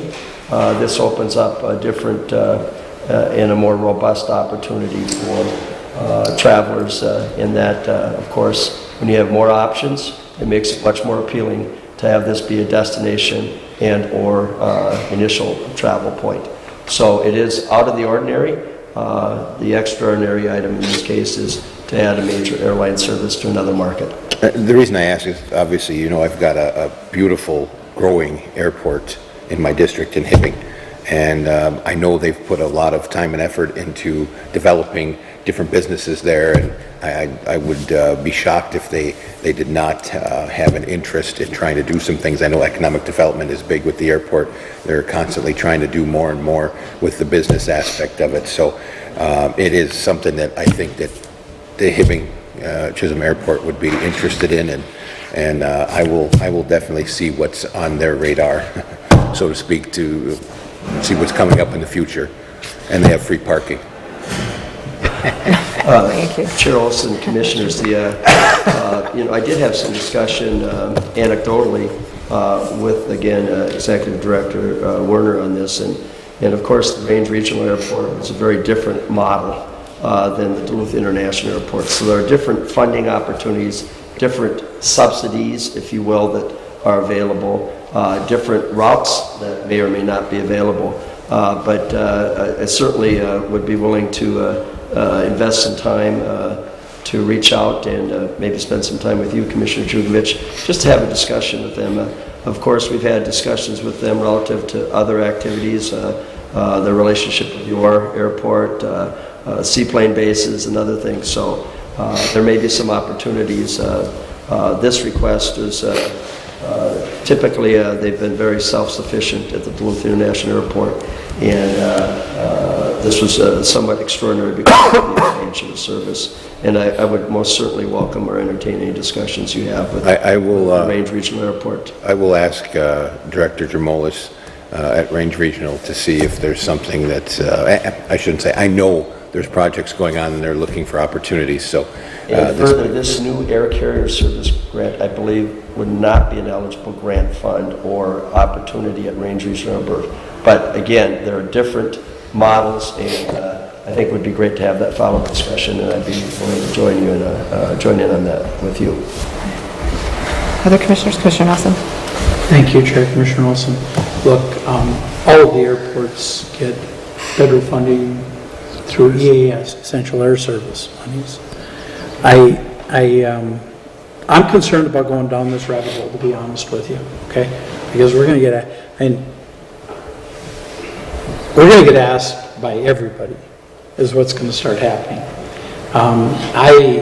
Commissioner Jugovich, if you bring something forward on Hibbing as an example, I'm going to be 100% supportive. If we're going to go down this road, then we had better be willing to do it throughout St. Louis County. And that's just the pure reality here, folks. So I would invite Hibbing here next week. Let's hear from him. Because Commissioner Jewell made a point earlier. Normally they're standing here. I don't know. Did I miss the Duluth Airport Authority? Did they show up and leave during the farm discussion? Because I didn't see them here. So if that's going to be the criteria, let's make sure that that's the criteria all the way around. Let's get them here for next week and hear what this is about, and hear what other sources they're looking at, and how they plan on doing this. And I would encourage Commissioner Jugovich, your Range Regional Airport is also my Range Regional Airport. It's not in the district I serve, but it's where we leave from, you know. And I know they're working really hard on a bunch of different charter type of operations that are expensive to pursue. And you know, perhaps if they had some resources, maybe that would be something they could bring in. But again, if we're gonna require them to be here, let's get them here. Thank you, Commissioner Nelson. Commissioner Jewell? Commissioner Nelson misunderstood. We're having lots of misunderstandings recently, so just let me clarify. We did not have an item for $100,000 for the veterans group on the agenda. That was my point. We're giving money to something that wasn't noted in our agenda. And I just think it's important to know what it is we're giving money to. I think Commissioner also pointed out that that would be easy to do.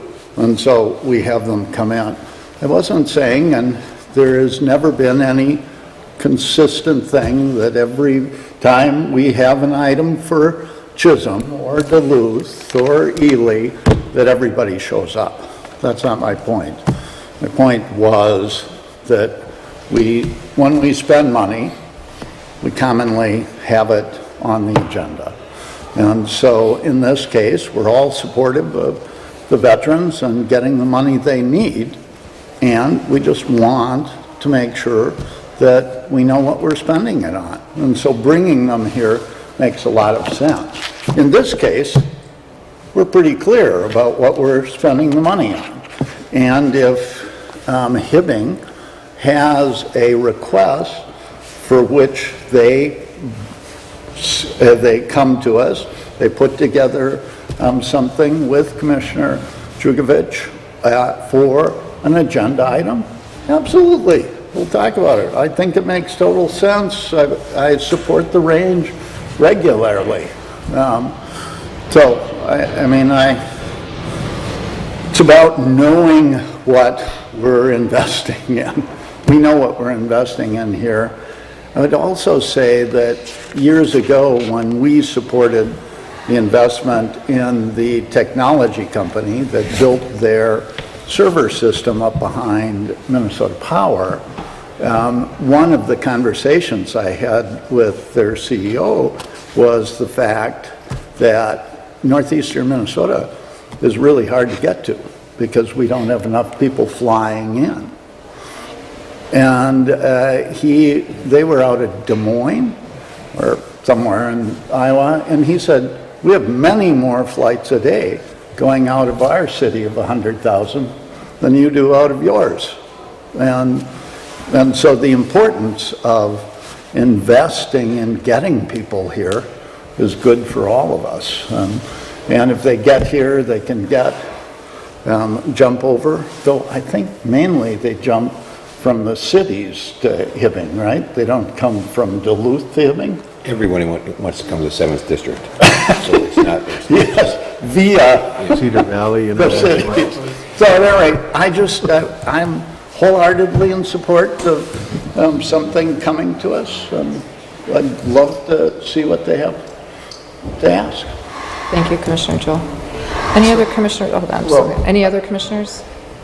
Okay, go ahead, Commissioner. Chair Olson, Commissioners, I would just also add that we did send out several weeks ago a board memo on both the Fly Local pledge, which clearly Fly Local includes Duluth and Hibbing,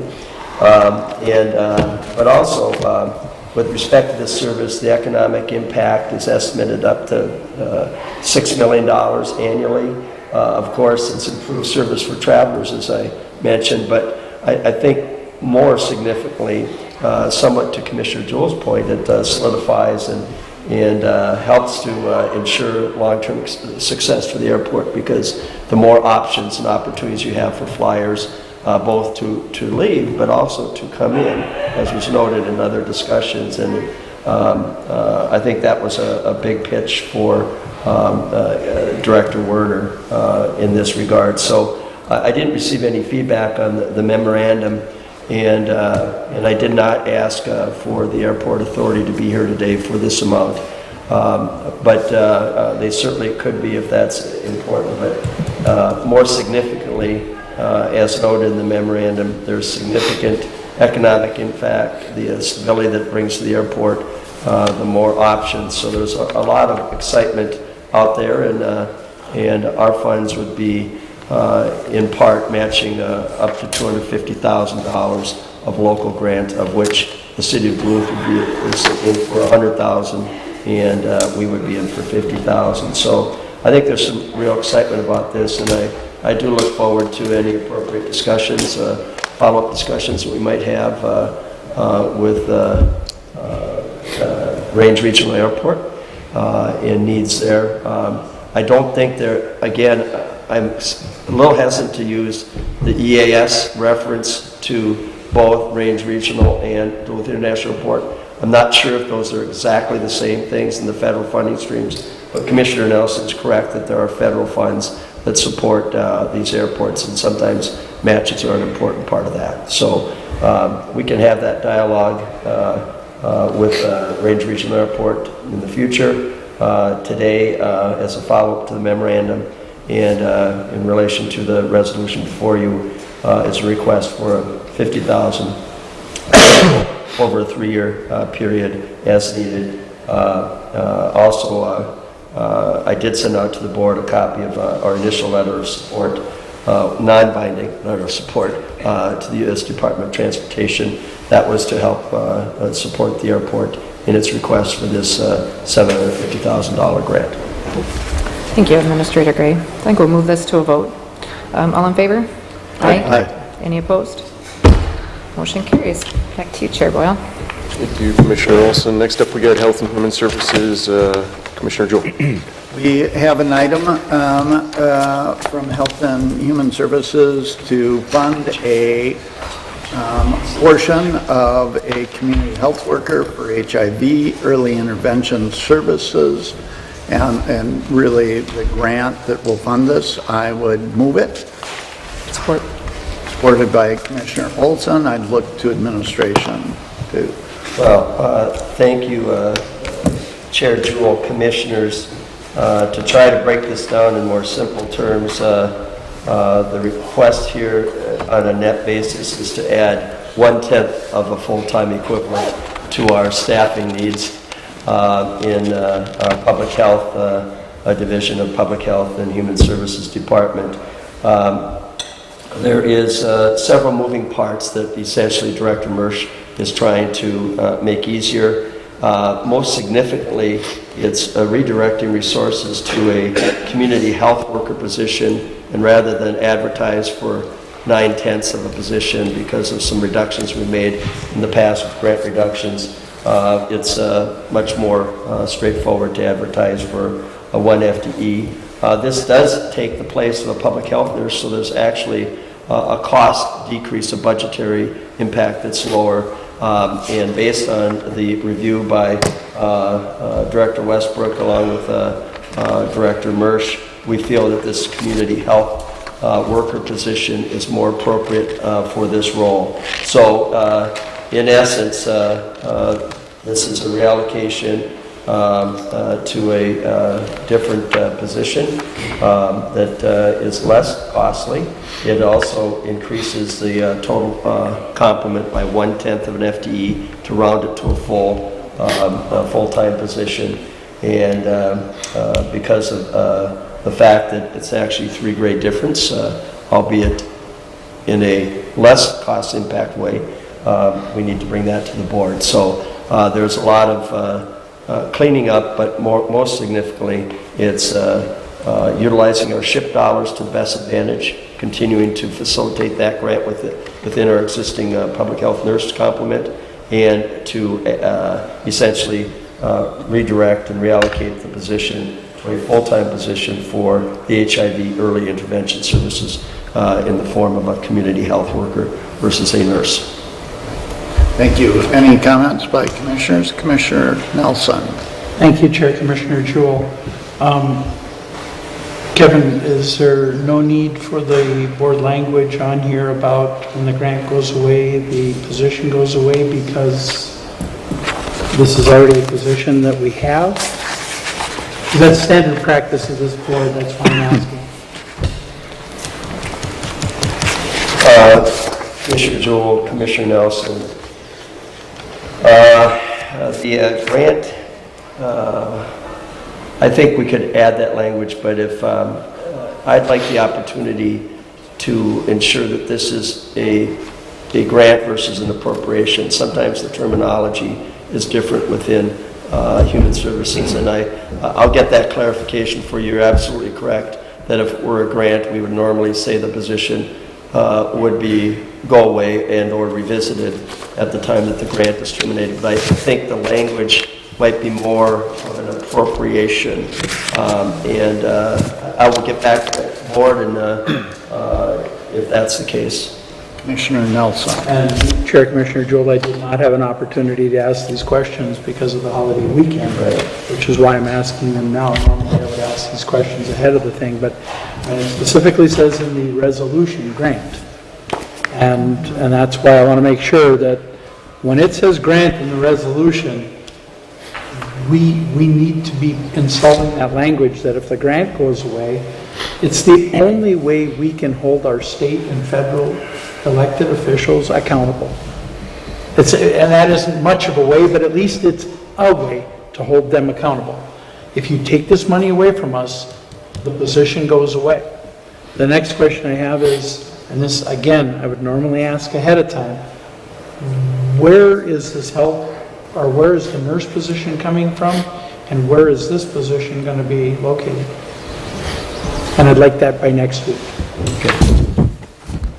Okay, any further discussion? Yes, Commissioner Olson. Thank you. I would just, to go off of what Commissioner Nelson was saying,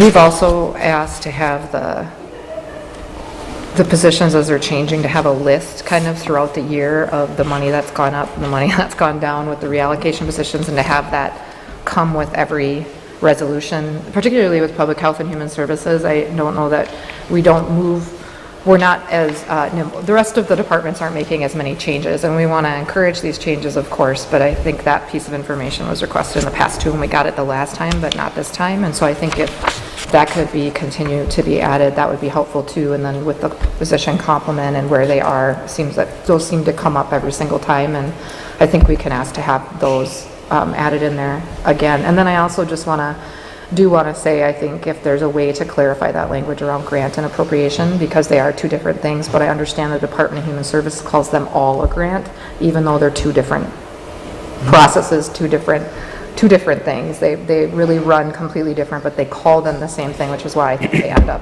that here. But if we could fix it on our end, I think that would be pretty easy to do, to change it. But that, I think that's part of the confusion, is the Department of Human Service language. Commissioner Nelson. And Chair Commissioner Jewell, the reason I ask about location, y'all know that I don't ask about location. I don't care if they're in Hibbing, Virginia, Ely, Duluth. The reason I specifically am asking about this one is because we have had a great deal of difficulty filling those public health nurse positions. And you know, I've even had the conversation, are we paying enough, or what are we doing? But that's a position we've had trouble filling. And it's one that I would see as a critical need that I do not want to lose out of Virginia. So I need to know that I'm not losing a public health nurse out of that area that I think is really critical. And I understand what Linnea is doing here. If this position makes more sense and we're saving money doing it, we should be doing it. But I also am concerned, like I said, we have a very small public health nurse staff based out of Virginia, and I just don't think we can afford to lose one. That's my point on that. Good. And I don't know what we have, I honestly don't know what we have in Hibbing or in Ely, but I know in Virginia, I think we're down to 3 public health nurses. And losing one would be devastating. Commissioner Boyle. Sorry. Which way are you looking? For some reason, just off of that point, Commissioner Nelson, public health nursing is a national crisis. You make more money as an RN working in the hospitals or clinic setting, and that's just the way the ball rolls on that one. But yeah. But Commissioner. Mr. Chair, and I'm not your Health and Human Services Commissioner. I'm not. I state that out loud every chance I get. But I will tell you that, you know, some of those really critical programs, Superior Babies and some of those other pieces, look, that Virginia area is kind of the hub of the North for that.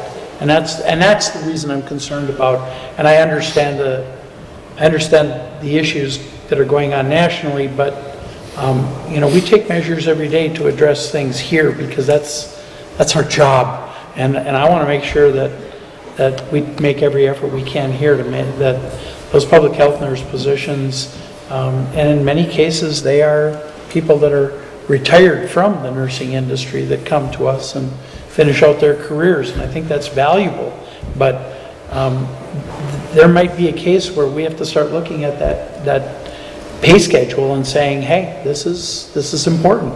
We had to do that for those of us that are on the NERC board. We just did it up at NERC because we had 2 positions, one retired, and we could not fill it.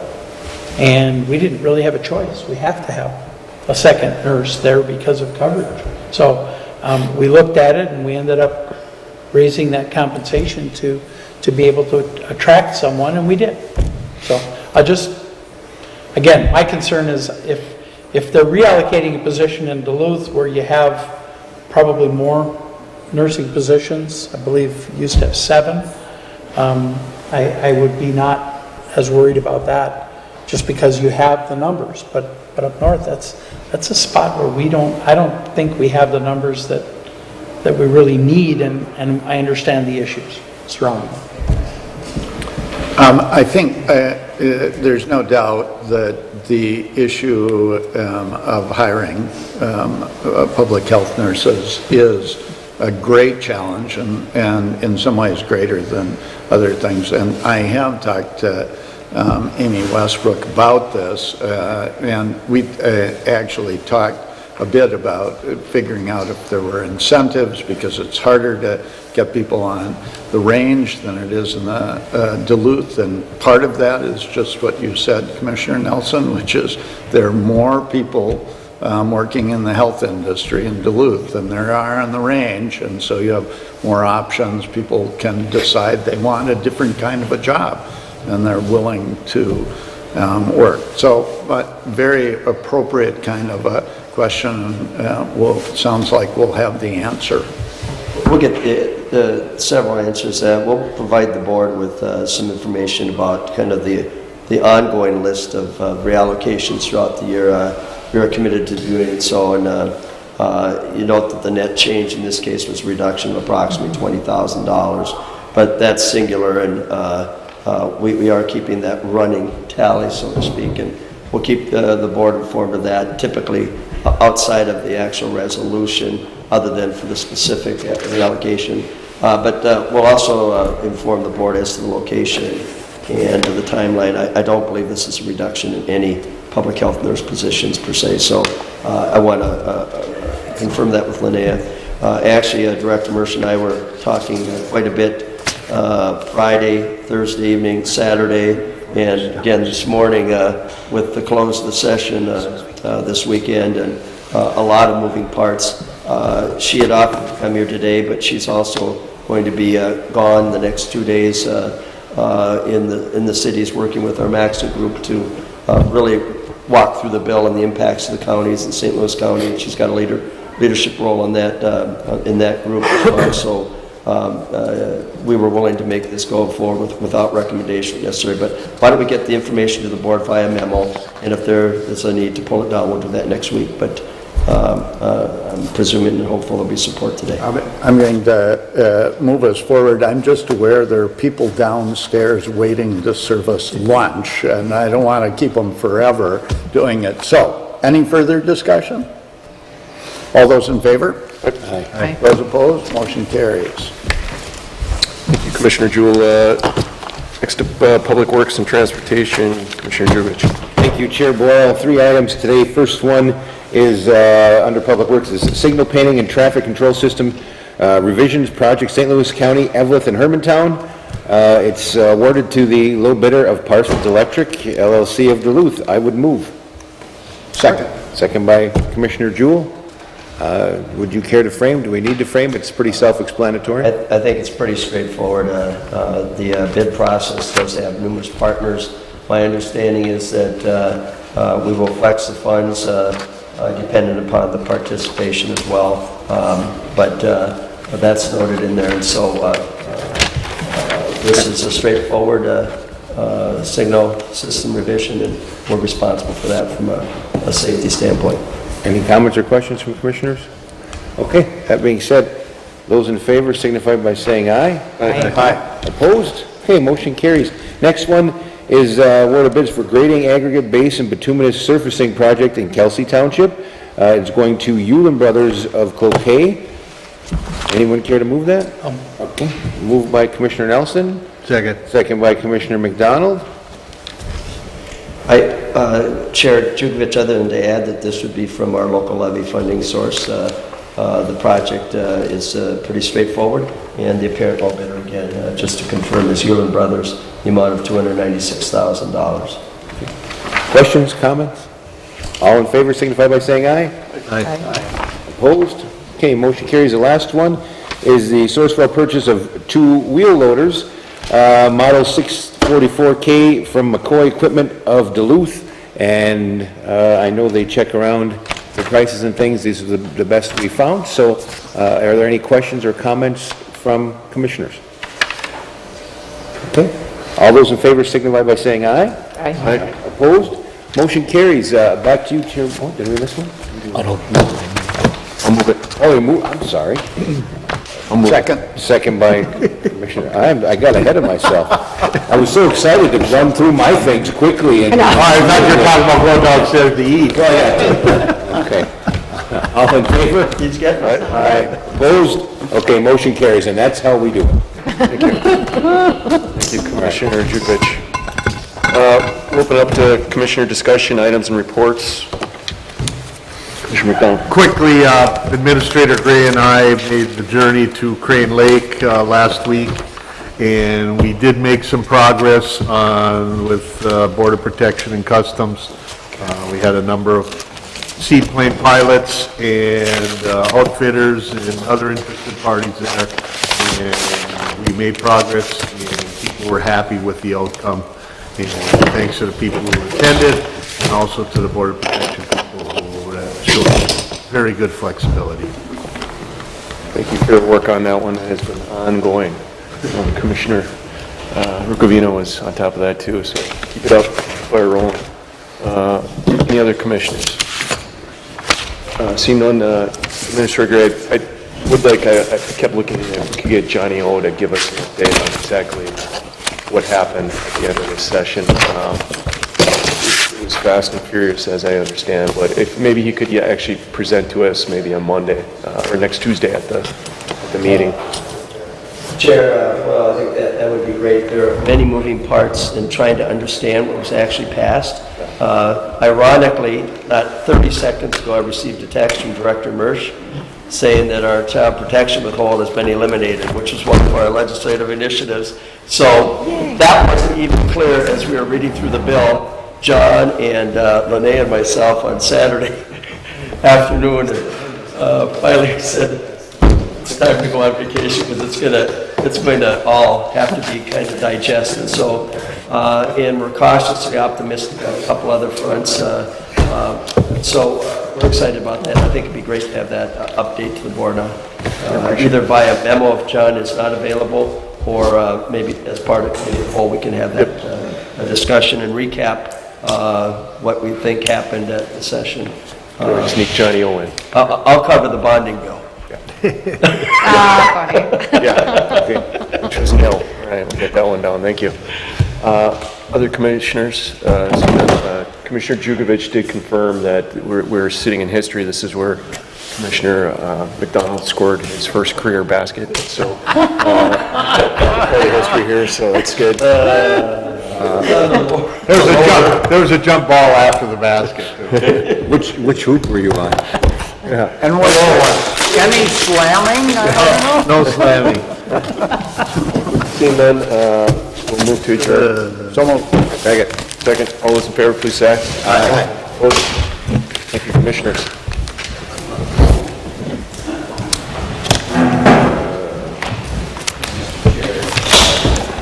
Got something for me, right?